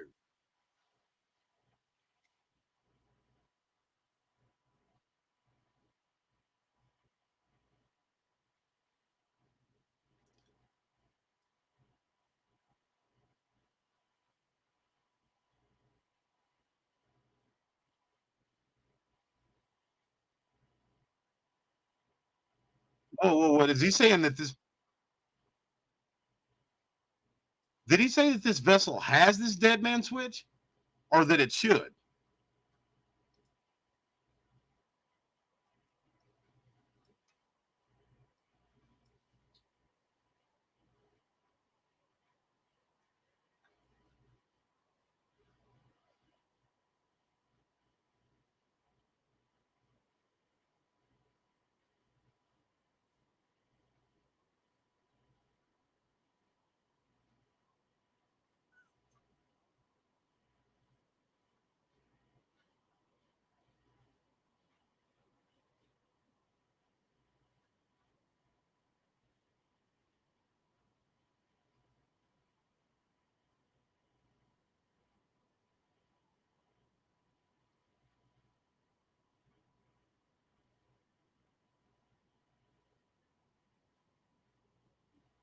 So what are we? What's going on?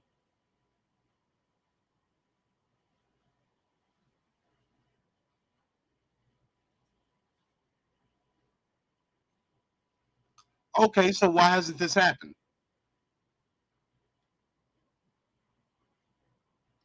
This makes me think, though. The simplest answer is always the most obvious one. Maybe Cuss is right. Maybe these fools have gone into the Lord forgive me if they're dead and there really is just straight up what it's supposed to be.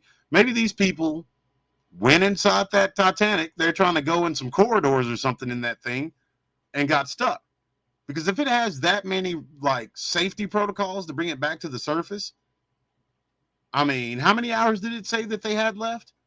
Why isn't it back at the surface? Unless it's just some good old fashioned country bullshit. This couldn't be what it seems to be. I found the timing very, very strange. Like everything about it just seems herky jerky. It's not legit, in my humble opinion.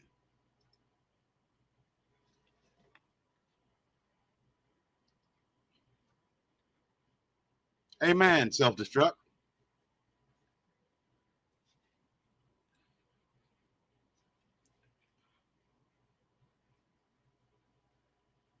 This dude don't sound like no tourist. He sounds like he's got his stuff together.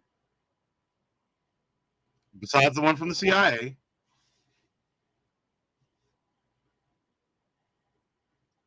There you go, smiling again.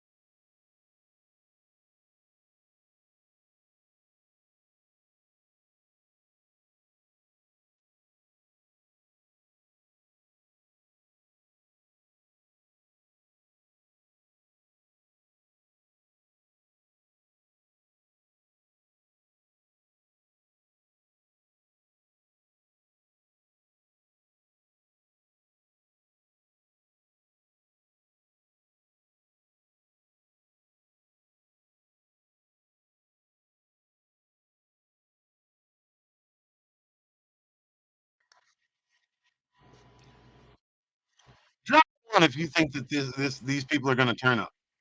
If you think they're going to be all right and they wind up turning up someplace, it's at that 0 hour, they come to the surface. Drop a 2 if you think they'll never be seen again.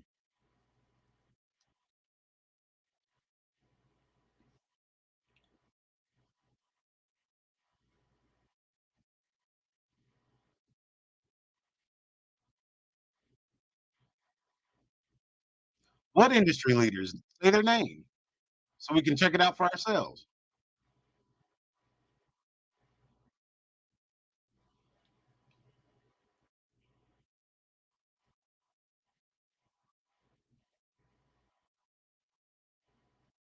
That thing just looks so small.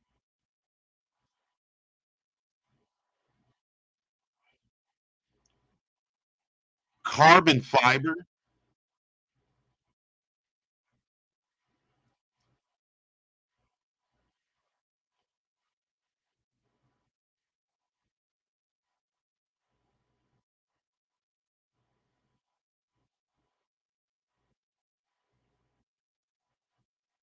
Fuddy duddies. That billionaire ain't saying fuddy duddies.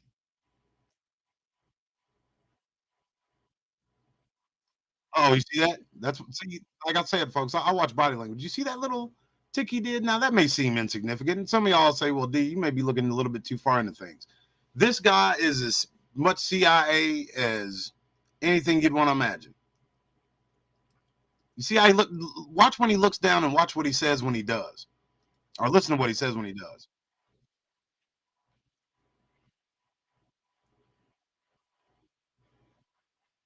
He was emphatic, talking with his hands. I used to get country ass whooping for talking with my hands. My daddy was in the military. He was a sergeant. And he said, son, if you're talking with your hands, you're lying. And I always have that in my mind. And I try not to lie. But sure as shitting, folks, I can tell you, I'm greatly ashamed, but I'm glad for every whooping I got. Every time I talk with my hands, I was bending the truth. This guy wasn't speaking from memory. He's making this stuff up on the fly. That's not a part of the script they gave him to read. And this poor dummy, she don't know. She believes the whole thing. You hear that sigh? She's sad. She's genuinely sad. No, thank you, CIA operator.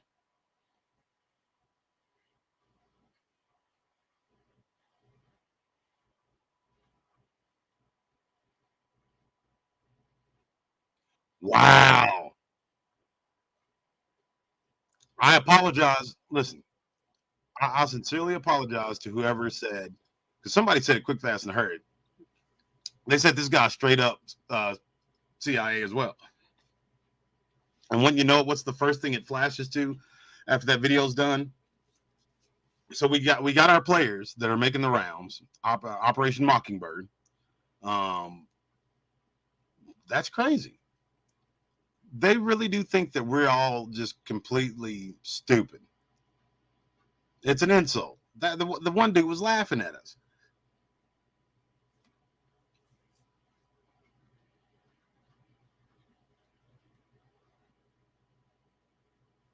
Yeah, that's crazy to me. This is madness. Yeah, bro, he's a communications major, all right. Yeah, he's a major communicator. He's so good that he was picked up probably his sophomore year in college. It's called an EPIRB unit. At any time a vessel is in distress, it is to be deployed. Right. So those are basics. I thought that kind of stuff was like basic safety stuff, right? Self-destruct. So I guess that one theory that's when I thought a homeboy was like his vice CEO. I just read that the wrong way. Sorry about that. PSYOP uses CIA ploys, sad reporters, laughter, and then educated people to bring it home. That's their MO. That is, you're right, bro. Like, but see, I don't think it's the sad. The reporters are. I don't know if you've ever talked to anybody who's worked at a news station. Not rocket scientists, bro. And I've met quite a few. I met some when I originally put up the channel, the old channel, when it was starting to grow. I met some even before that. They came to the high school to kind of talk about local junk that nobody cared about except the people who lived in the region. But even in high school, I knew I was smarter than this person. Like they're very, very good readers, and they're symmetrical to the eye. Now, they don't even have to be good looking to you. They got eyes in the right place. Their nose isn't built weird. The symmetry of their face is pleasing to the eye. And that's all you need. You don't want one that can think. I mean, that's back when I was in journalism. You know what I mean? That was the last little wave of respected journalists who actually had opinions that could think for themselves. Oh, I know I was going to get World Weather Authority messed up on that. But it's hard to say with some reporters. You're right. Look at Anderson Cooper or Anderson Vanderbilt. Like he took his dissertation, not his dissertation. He interned for the CIA, and he's a Vanderbilt. So you're absolutely right. Some of them, they have to have brains. And I'm not making fun of, I'm kind of taking the piss out of, some reporters. I'm not saying that all reporters are dumb, but I'm just saying they're just people. The ones that are your local, at your local level, and the ones you see on Fox. Now, the pundits, they're the ones with the 140 plus IQ. I don't care if you like them or not, because they're pushing narratives. They're taking opinions onto themselves and saying them with passion that more than likely they don't even care about. Those guys, I hate that old dumb such and such. Bill O'Reilly's an idiot. Bill O'Reilly's anything but an idiot. These people are, and not this lady, but a lot of like your political pundits, they're extremely intelligent. And you really think even if they get in heated arguments, one's a Democrat, one's a Republican, that they're not going to have a cold beer and a steak after they get done? Man, beat it. So, folks, y'all want to see some more? Y'all want to keep hanging out a little bit? Work out this hour, make it a good even two. It's up to y'all. This has been pretty fun. We're going to do this more often. Drop a 1 if you want to do this more often. Look at what's really going on in the news, because the supernatural is now, as you know, beginning to merge with what John Q. Public calls the real world. And I think we're going to be seeing more of it. All these weird psyops they're running. The biggest of which, as you all know, well, there's all those ones. Shoot, let's do it to it. Because this is crazy to me. Like, first you have Kaczynski, which I'm telling you, I thought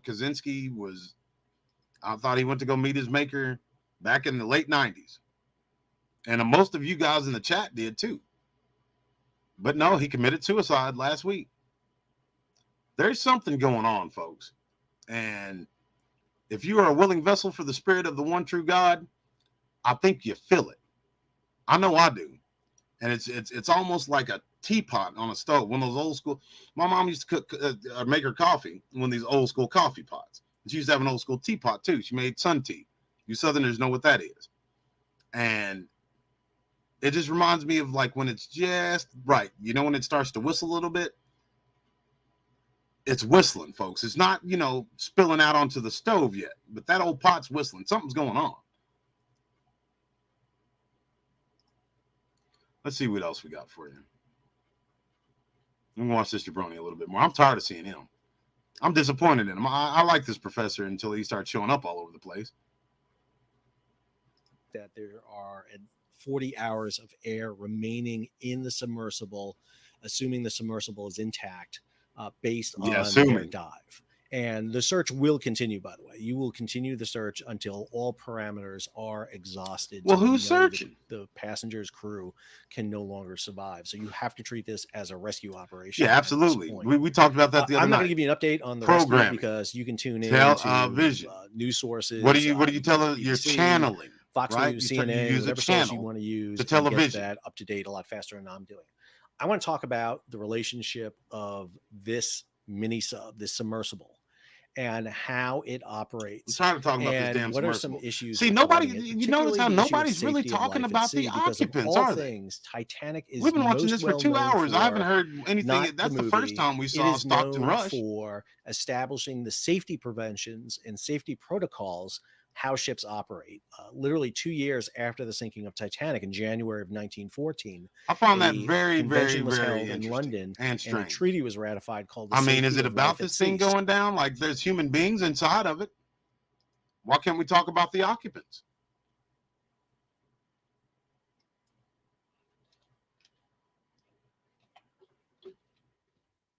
So let's see.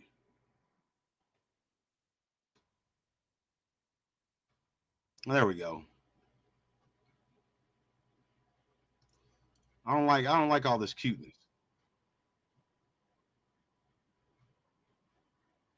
Coast Guard. That's in just about 30 minutes, and that is about the latest on the search for that missing submersible carrying 5 people to the wreckage of the Titanic.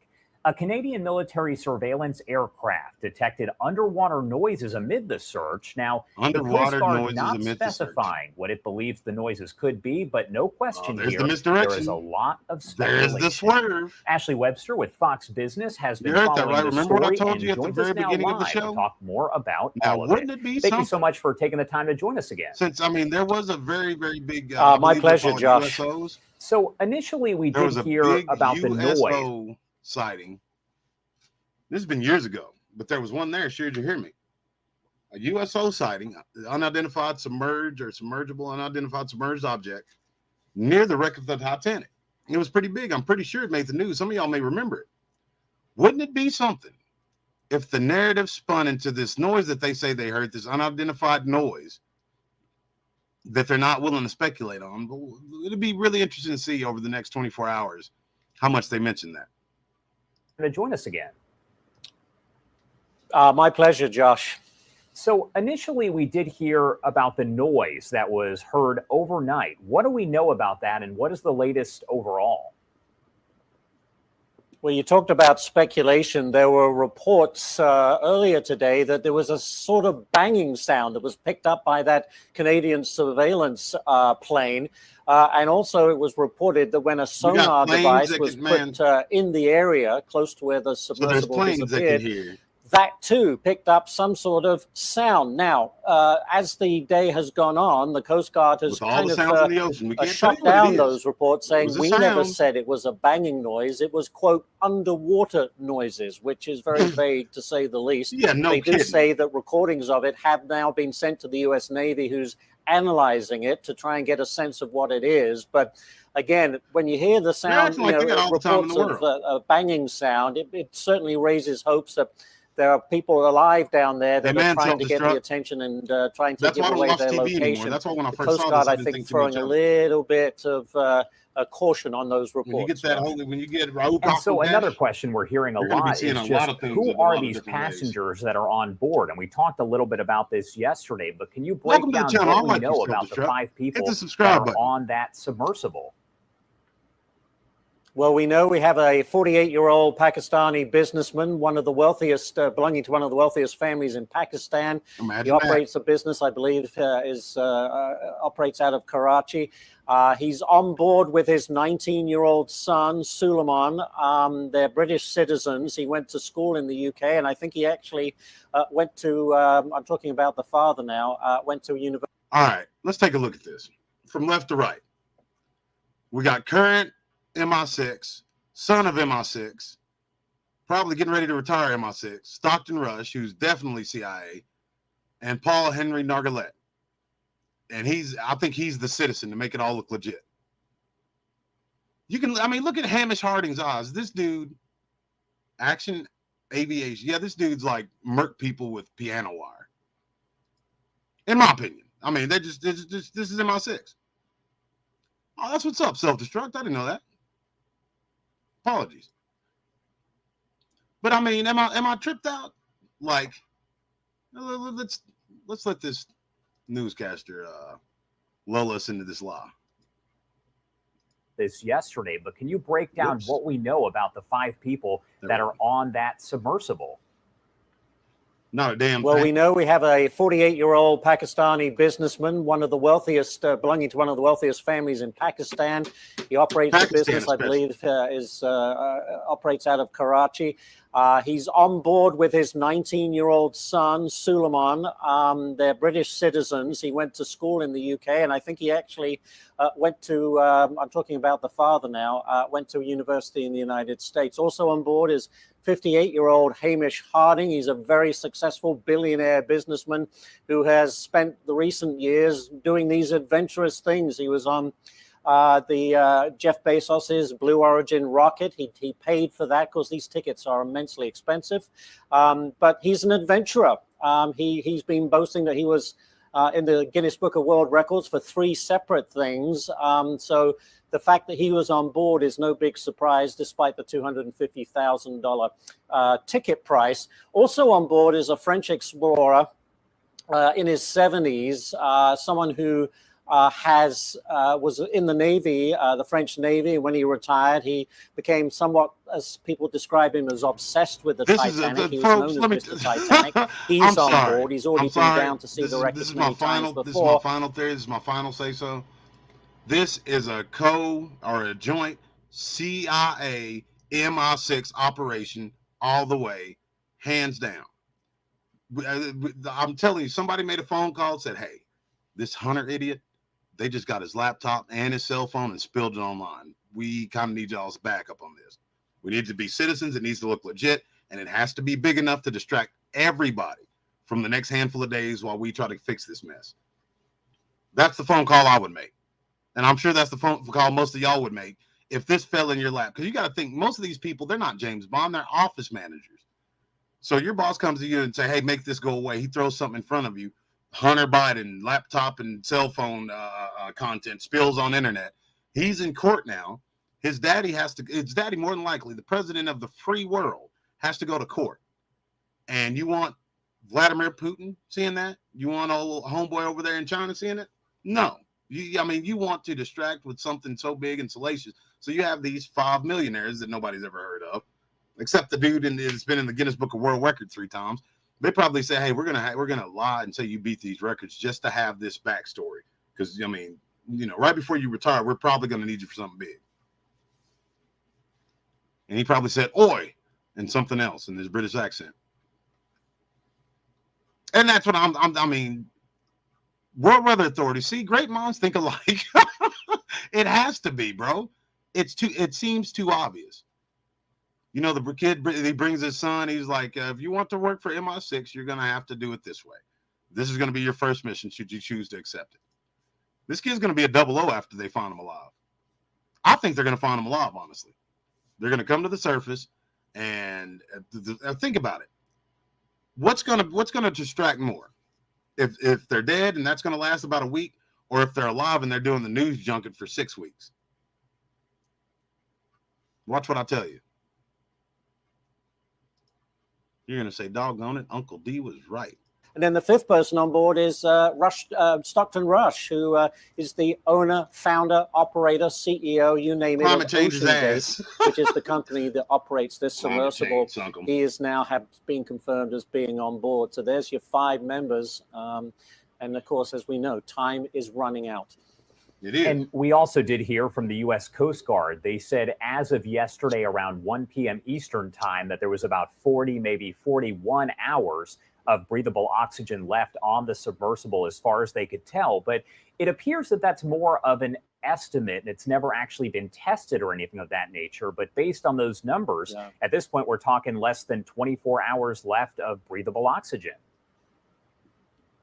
You're absolutely right. Probably at this stage, maybe 20 hours or less, which is very disturbing when you consider that they still have not located the submersible. And when they do, it could take a day to get it out of the ocean and to the surface. Let's not forget those people inside. They can't get out. They are literally bolted in, and someone would have to drill them out to open the hatch. If they open the hatch, they're dead. Time is really a huge enemy at this point. But as for how much oxygen is left, it's very difficult to give an accurate number because there are so many variables. If they are there and they are breathing and stuff. Wait a minute, folks. I'm sorry. I'm not laughing. I'm not trying to be insensitive again. What's he talking about when they open the latch? Why is he talking about like they're going to open it at the bottom of the sea? How's that going to work out? Man, this is the craziest stuff I've ever heard in my life. You see why I said it's insulting? They're just on there talking. This dude's probably drunk. Starting to obviously know their situation. You know, it's very difficult to, slow your breathing down to try and conserve air. So, and especially among the 3 tourists, obviously it's a very distressing time. And that's why they're very concerned that this oxygen could go down, or the quantity of oxygen could go down pretty quickly. Having said that, I do know that about 8 more ships have arrived in the search area. And one of those, very importantly, is a French ship that is going to deploy a robotic remote robot, the ROV, that can go down to the depths of where the Titanic wreckage is. You know, the hope is it can go down there if the submersible is snagged on something. Got a lot of Freudian slip. This ROV can go down there and start the process of, freeing. What I got so far, they don't know where they are, yet they're going to send a robot to where they are. This robot's going to go to where the wreckage is. See, they're putting all these psychopaths and these drunk people on here to try to push this narrative, and they must have read the file and been like, "Oh, this will be easy," and it's so easy for them, and it seems so silly and so big or easy of an op that they're showing up to work drunk. I mean, y'all are hearing the same thing I heard, right? When this robot gets there, so they're going to send Wally after it. It's a needle in a haystack, but I guess they got the world's biggest magnet when they're going to send the Iron Man suit down there. This is crazy. The submersible, if that's the case, and then they're going to have to put some sort of winch on the submersible and get it to the surface. But again, Josh, the problem with all of this, it's never been done before at these kind of depths. We're talking more than 2 miles down in the ocean, 2.4 miles. It's a long way down.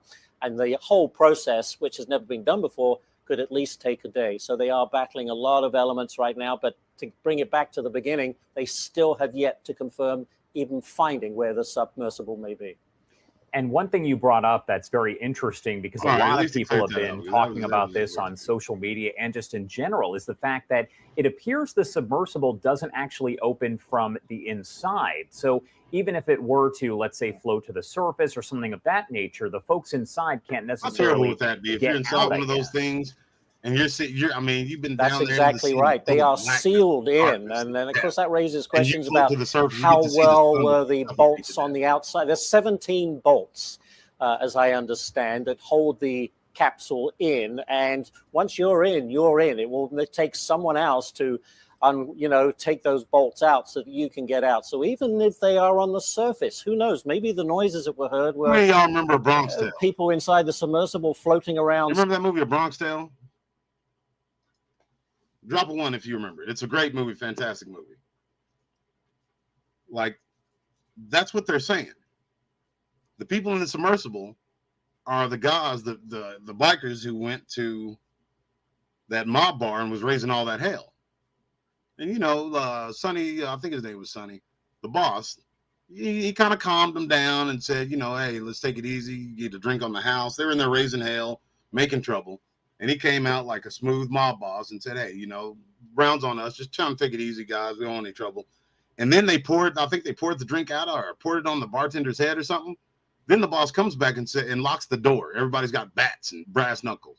Says, hey, now you can't leave.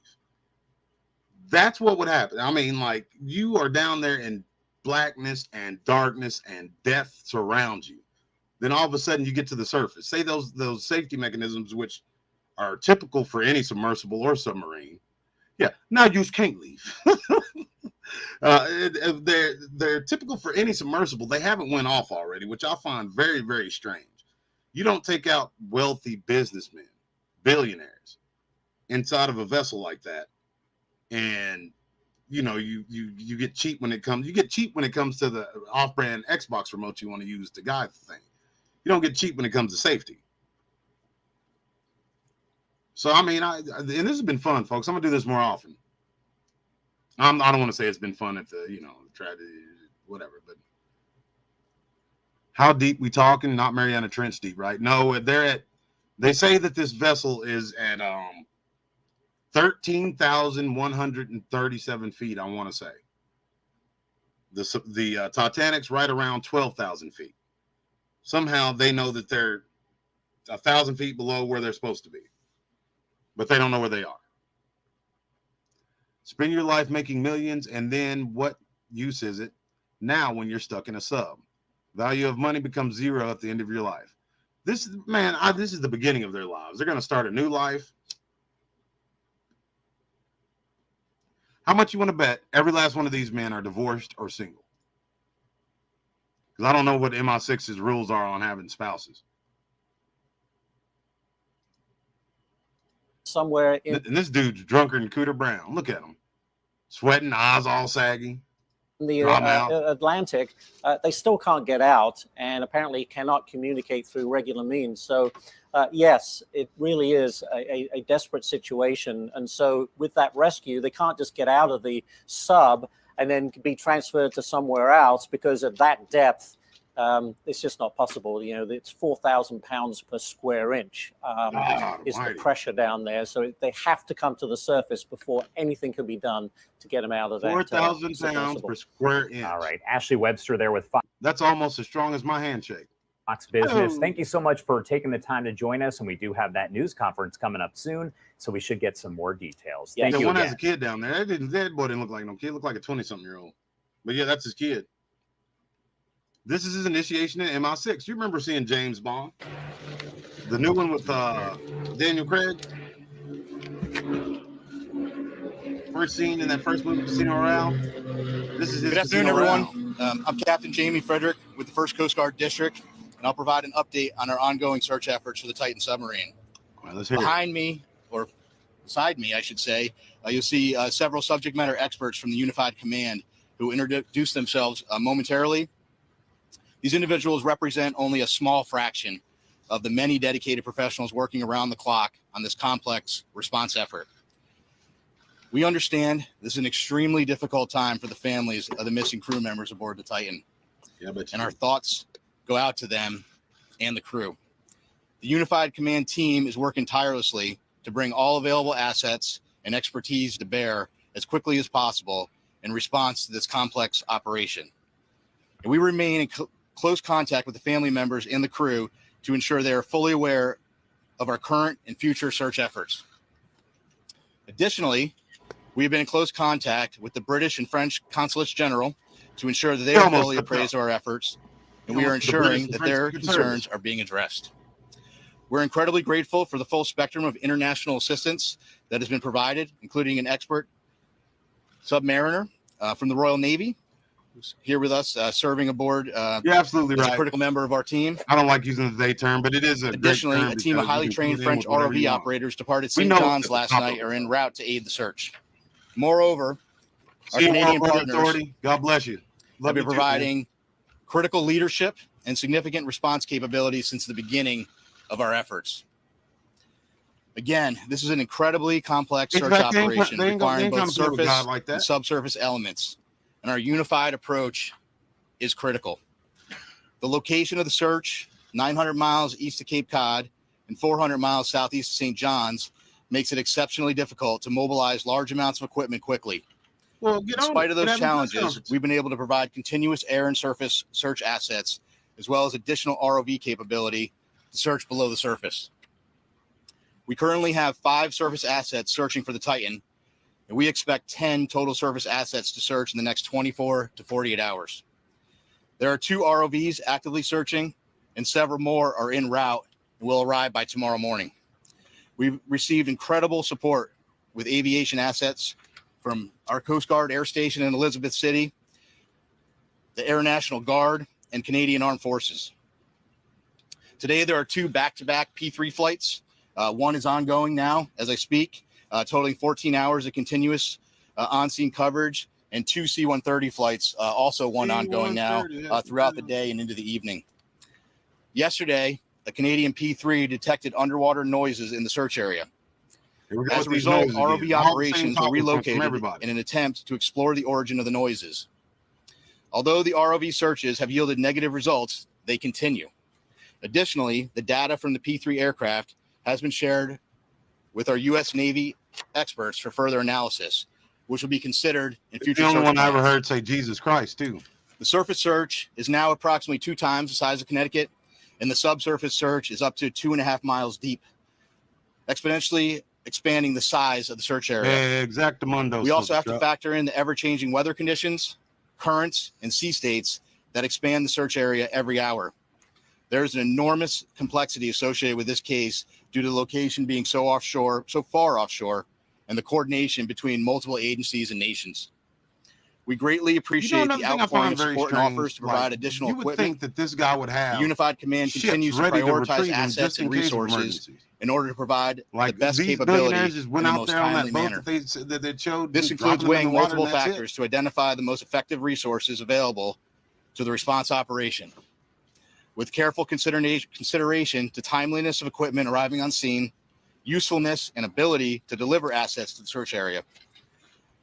Over the past 48 hours, we have, through incredible unity of effort, mobilized and implemented a tremendous amount of expertise and response capability. In addition to the ships and aircraft previously mentioned, we've dispatched 2 subject matter experts from the U.S. Navy NAVSEA Subsalv, who will serve as search coordinators on scene for underwater search operations. So I've been stressing unity of effort a lot in this statement, and that's because it is absolutely critical to this complex operation. Again, our thoughts and prayers are with the crew of the Titan and their loved ones. We will continue to work as hard and as quickly as possible in an effort to locate them.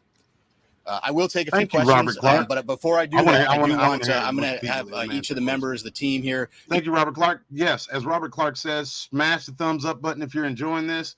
Even if you don't like it, I hear if you hit the thumbs up button, DDoS won't do anything like it again. Hit that thumbs up button, hit the subscribe button, and the bell. Those 3 things. And when you hit the bell, make sure you hit the top option so you can get all the updates on all the new content. And yeah, we should have a blast. Also, if you haven't already, please consider making a contribution to the BDRP.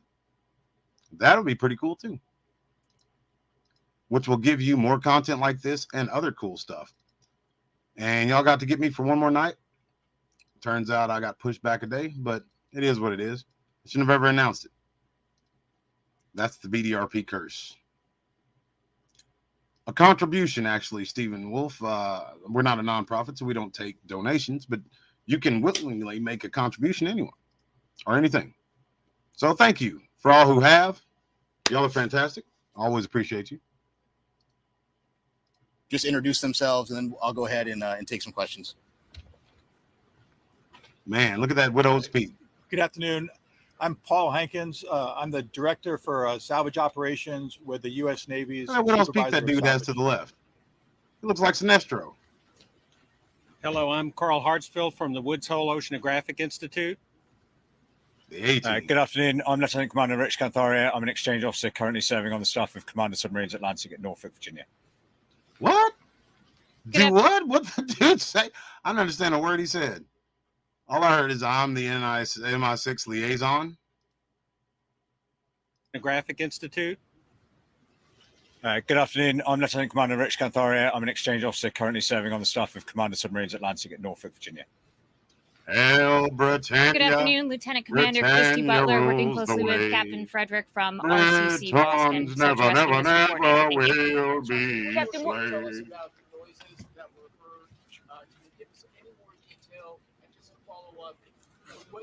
And yes, I do know all the lyrics to the Britain's anthem. Britain is technically Big Mama. So a couple things. One, I think when you're in the middle of a search and rescue case, no worries, Stephen. Well, thank you for that's why we're doing what we do. For pointing out. With respect to the noises specifically, we don't try to get my game smoked. To be frank with you, the P3 detected noises. That's why they're up there. That's why they're doing what they're doing. That's why they put sonar buoys in the water. The good news is, what I can tell you is, we're searching in the area where the noises. Hold on. I'll go back. I'm sorry. 3 detected noises. That's why they're up there. That's why they're doing what they're doing. That's why they put sonar buoys. So a couple things. One, I think when you're in the middle of a search and rescue case, you always have hope. That's why we're doing what we do. With respect to the noises specifically, we don't know what they are.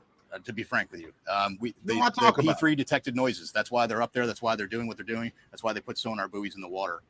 The good news is, what I can tell you is, we're searching in the area where the noises were detected, and we'll continue to do so.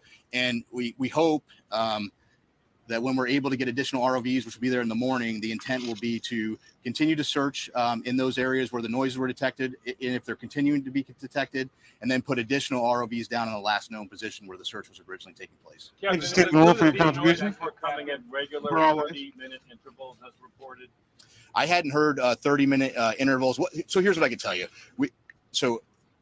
I am not a trained ear for underwater aquatics. That's why we have a team of experts that are analyzing that data. That data was sent immediately to the Navy last night, and it was analyzed overnight. They're still looking at it, but I can tell you that it's inconclusive. But again, I think the important piece is, we're searching in the area where the noises were detected. But you don't know what the noises are. Talk about a timeline. Can you talk about what timeline you're working on in conjunction with the team? Yeah, what timeline you working on? It's a timeline in what respect? How much oxygen they have left on? Oh, okay. So, man, ask more pointed questions than that. In terms of, so we talked about the oxygen number. I think you're all tracking the oxygen number. I think there's an important point with that, though. The oxygen, that's just one piece of data, right? There are a lot of pieces of data that we need to consider, and we're continuously looking at that, and we'll continuously do that throughout the search. But that's not the only thing that's important, right? And right now our efforts are. What do you mean that's not the only thing that's important? That certainly is a dialogue that's happening. But we're focused on searching at this point. Well, I guess them being crushed under the pressure of the ocean is pretty important. This is a search and rescue mission, 100%. We are smack dab in the middle of search and rescue, and we'll continue to put every available asset that we have in an effort to find the Titan and the crew members. Hold on. I want to correct some things this guy's saying, because I've been a part of I've not led, but I've been a part of search and rescue missions before, in the woods. You don't do it because of hope. There's signs of life. You take a lot of factors into account. You take in the survivability. There's numerous things that's taken into account, more than I thought there was. So, and of course, hope's a part of it. Don't get me wrong. But that hope is based upon certain factors. Because the search and rescue of a living person is a lot different than the retrieval of a body. There's different tactics that's used. That's very strange of him to say, in my opinion. Maybe I'm looking too far into it, but if I'm looking at it like John Q. Public, you know what I'm saying. How far down are those ROVs, and can you confirm that some sort of rectangular object has been spotted? There was some sort of report about that. I don't know. So a couple things. So the ROVs, each ROV brings different capability. The ROVs that are diving today. Well, what's the depth on the 4,000? Yeah, 4,000 meters. And some additional ROVs that'll be arriving tomorrow have additional depth capability. With respect to an object, so yesterday one of the aircraft did see an object. I will tell you this: in search and rescue missions, when aircraft are flying continuously, there is stuff out in the ocean that is floating. We went back, we looked at it. It wasn't we didn't determine it to be debris. We don't think it correlates with the case, and it is not uncommon at all during an active search to see things, and then we go and look at them. So just apart from BBC News, when were these noises first heard? How long did they persist for? And if I could also ask, do you have any information in terms of food and water that men might have on board the sub? yeah, so so several P3 flights have heard noises as yesterday, and we put assets there. We relocated assets immediately.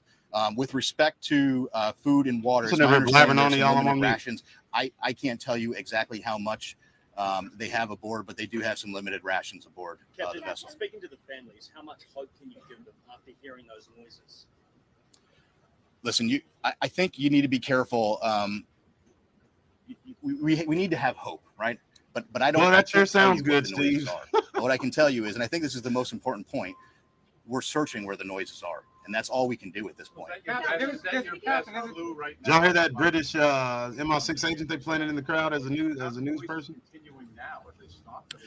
So I just wanted to. So it was my understanding that the P3 had heard some noises today as well. But so I do want to take just an opportunity to invite Carl to the podium just to talk a little bit about. He has a little bit more expertise in underwater acoustics, and maybe just to speak to that in general, because again, building they know, there are noises because they engineered below the surface of the ocean. Amen. So I'll just turn it to Carl.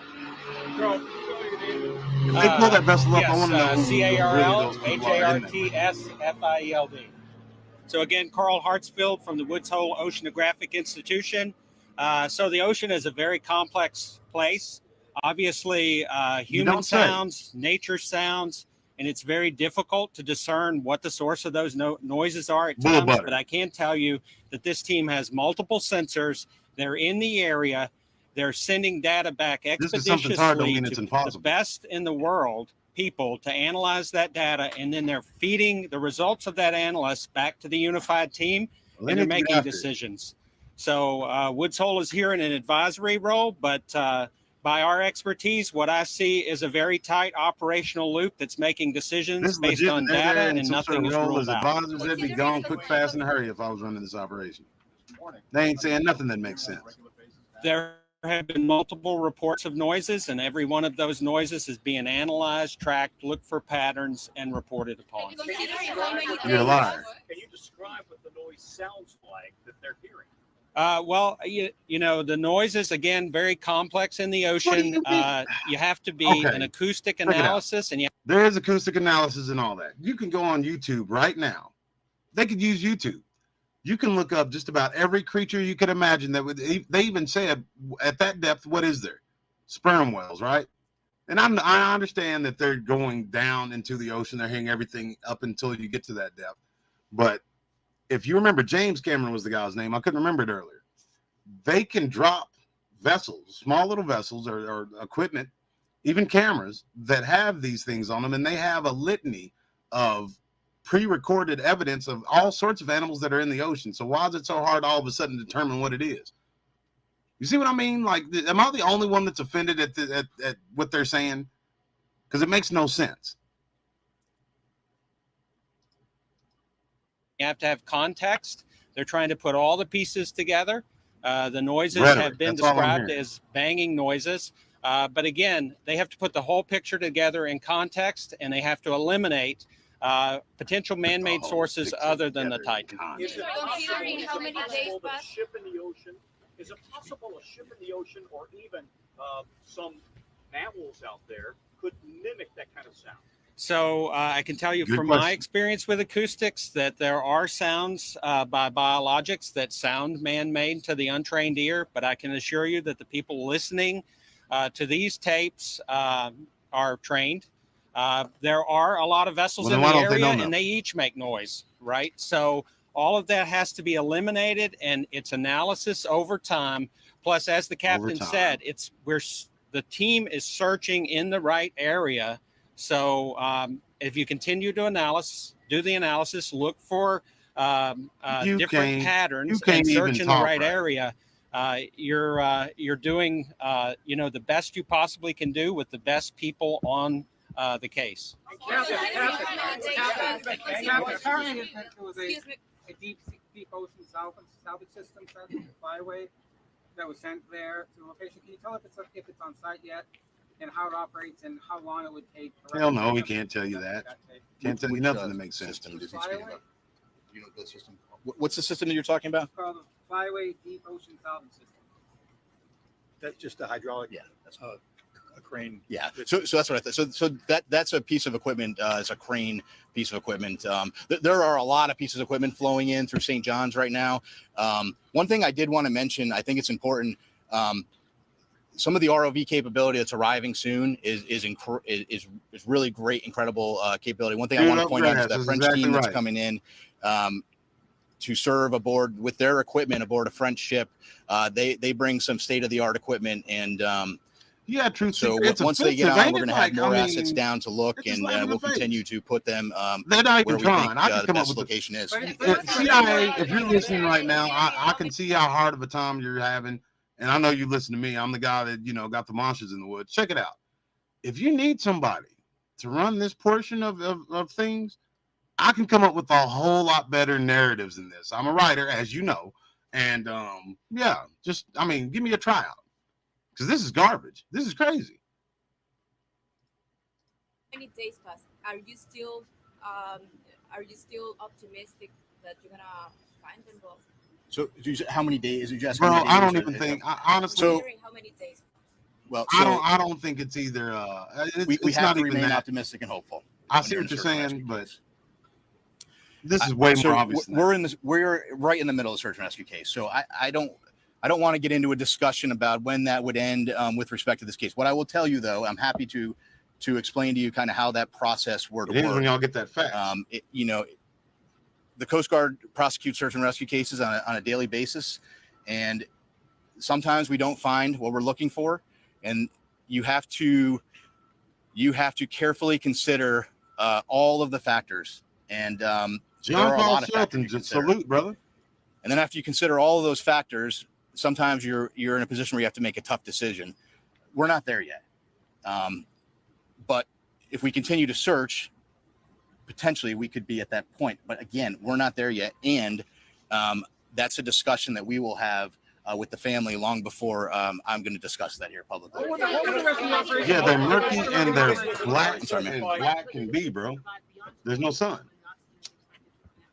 Yeah, so I can't put a number on the like. I'm not going to put a percent. I don't have a percentage number. What I would tell you is that is just one data point, and there are more data points than that we have to look at. So right now we continue to search, and we'll have that later. Be a professional. That's the woman's question. What's the? Who heard the noises, and how often do they hear the noises? Can you just give us any more specifics? Did Sure. they hear them this morning? Did they have 30-minute intervals? Just give us some more specifics. So the report. So And who described them as banging? Sorry, because this gentleman said banging. the noises were heard by a Canadian P3, and that was this morning and some yesterday. Wait a minute. I don't know specifically, or that 30. Hold on. I would like to know how thick that hole is. That's going to tell me a lot. Because if they're talking about their hearing banging, it's not like that. They're at a depth that would crush it. Like they said, even if they bring them back to the surface, 4,000 pounds of pressure per square inch is pushing down on them. I mean, they're not just going to be able to open that hole.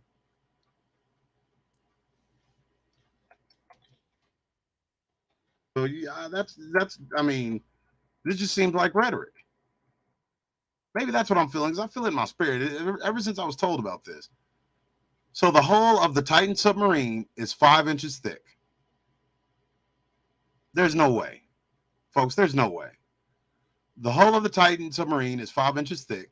It is made of carbon fiber, which is a strong and lightweight material that is well suited for deep sea diving. The hull is also reinforced with 2 domed titanium end caps. This gives the Titan the ability to withstand the extreme pressure of the ocean. 5 inches, though?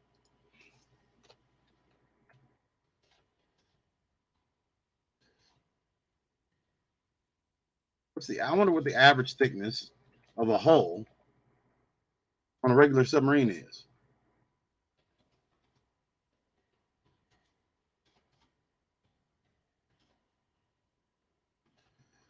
Because like if and just like I said, I'm just an old country boy. But if it's 5 inches thick, and they're saying that like the nuclear submarines don't have the capability of going that low, well, shit the bed. The average thickness of the hull of a regular submarine is about 2 to 3 inches thick. I guess, folks, those average those I'm sorry, not average, but those extra couple of inches, I guess that just makes all the difference in the world. Even though it's 10,000 feet down, I mean,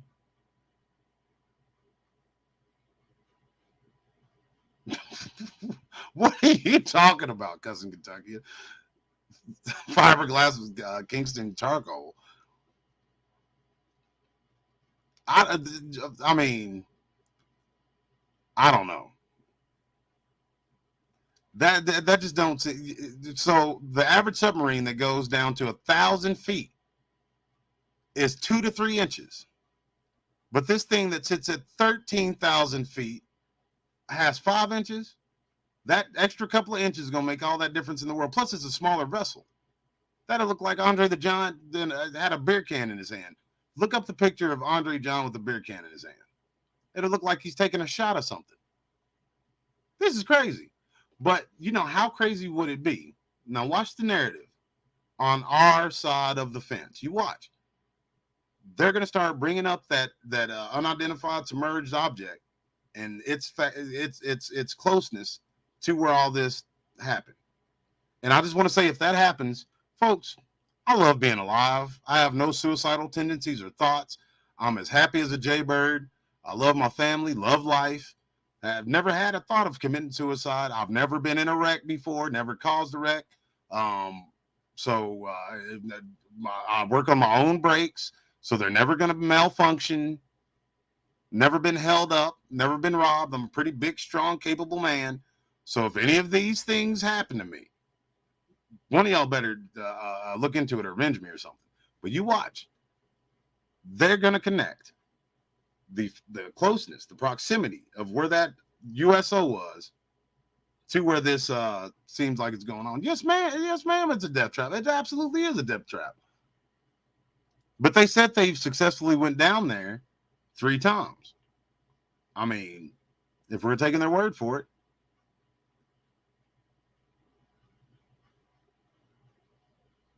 So here we go. Minute intervals. But again, I really think the important point to that is we're in the air. We're searching there. We moved assets and we're searching there, and we'll continue to do so. And I don't know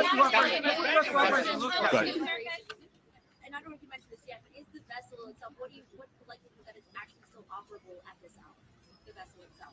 Yeah, I don't. So listen, whether it's operable or whether it's sitting on the ocean floor, whether it's in the sea column, whether it's in the surface, it's all speculation. And we're just not in the business of speculation. We're in the business of searching, and we're putting everything we can with the data we have to search for the vessel. I think we'll take one more question. Go ahead, sir. Just want to get a bit more about the role of the Navy and the assistance being provided, as well as the equipment that has been deployed. Yeah, so we asked for some additional subsurface support, and we got that through the Navy, through a liaison officer. He's just one of many team members, and we're greatly appreciative of the British government and all the support they've given us. Can we expect a daily update now on this? So I think the plan will be to do a daily like this. I'm not going to lock into that right now, but we'll keep you informed, and certainly if any major developments, we'll let you know. Thank you very much. All this pertinent information that Thank we're you so much for attending. Thank you so much for bringing our knowledge up to. I mean, anyways, folks, this is the longest show I've done probably a year. Definitely have to start looking at some. We'll call it I don't know. I'll come up with some awesome name. But I sincerely appreciate everybody who decided to jump in and hang out with me. 37 people. That's phenomenal. We'll keep up on this. Any new developments, I'll make sure to jump on and talk to y'all about. But for those who know, you know. God bless each and every last one of y'all. Let me say a quick prayer with you. Father God, I thank you for you allowing me the time to go in front of these folks and present them with truth. I ask that all parties, if this is as it looks or as they're presenting it, and we're wrong, I ask that you would allow us to take that in humility. But other than that, shield these people's minds and their spirits from the wiles and whims and fiery darts of the adversary. We know what time that we live in. We know not that time, not even Jesus knew, but we know the season when we're in it. We're smack dab right in the season. Just protect us, build a hedge about us, and send your warring angels to protect us everywhere we may go. Lord Jesus Christ, in Lord Jesus Christ's name, I ask this. Amen. Folks, this was crazy. This concerns me in different ways. It really does. You know, I made a joke here and there, but like the fact that it's just too much. You know, we have again the President of the United States son. And if y'all haven't seen anything that's on that website, it's not hard to find. All the contents of that laptop and his cell phone were thrown out there. It's pretty crazy. And now this, where all these experts are saying nothing, they're not telling you anything that you couldn't look up yourself. That's what's taking place nowadays, folks. So I really do pray for y'all. I pray for myself and my family, because I think we're heading onto a rocky road. Lord, I hope I'm wrong. But y'all just stay prayed up and paid up. God bless each and every last one of y'all. Thank y'all for stopping by, and I'll see y'all tomorrow.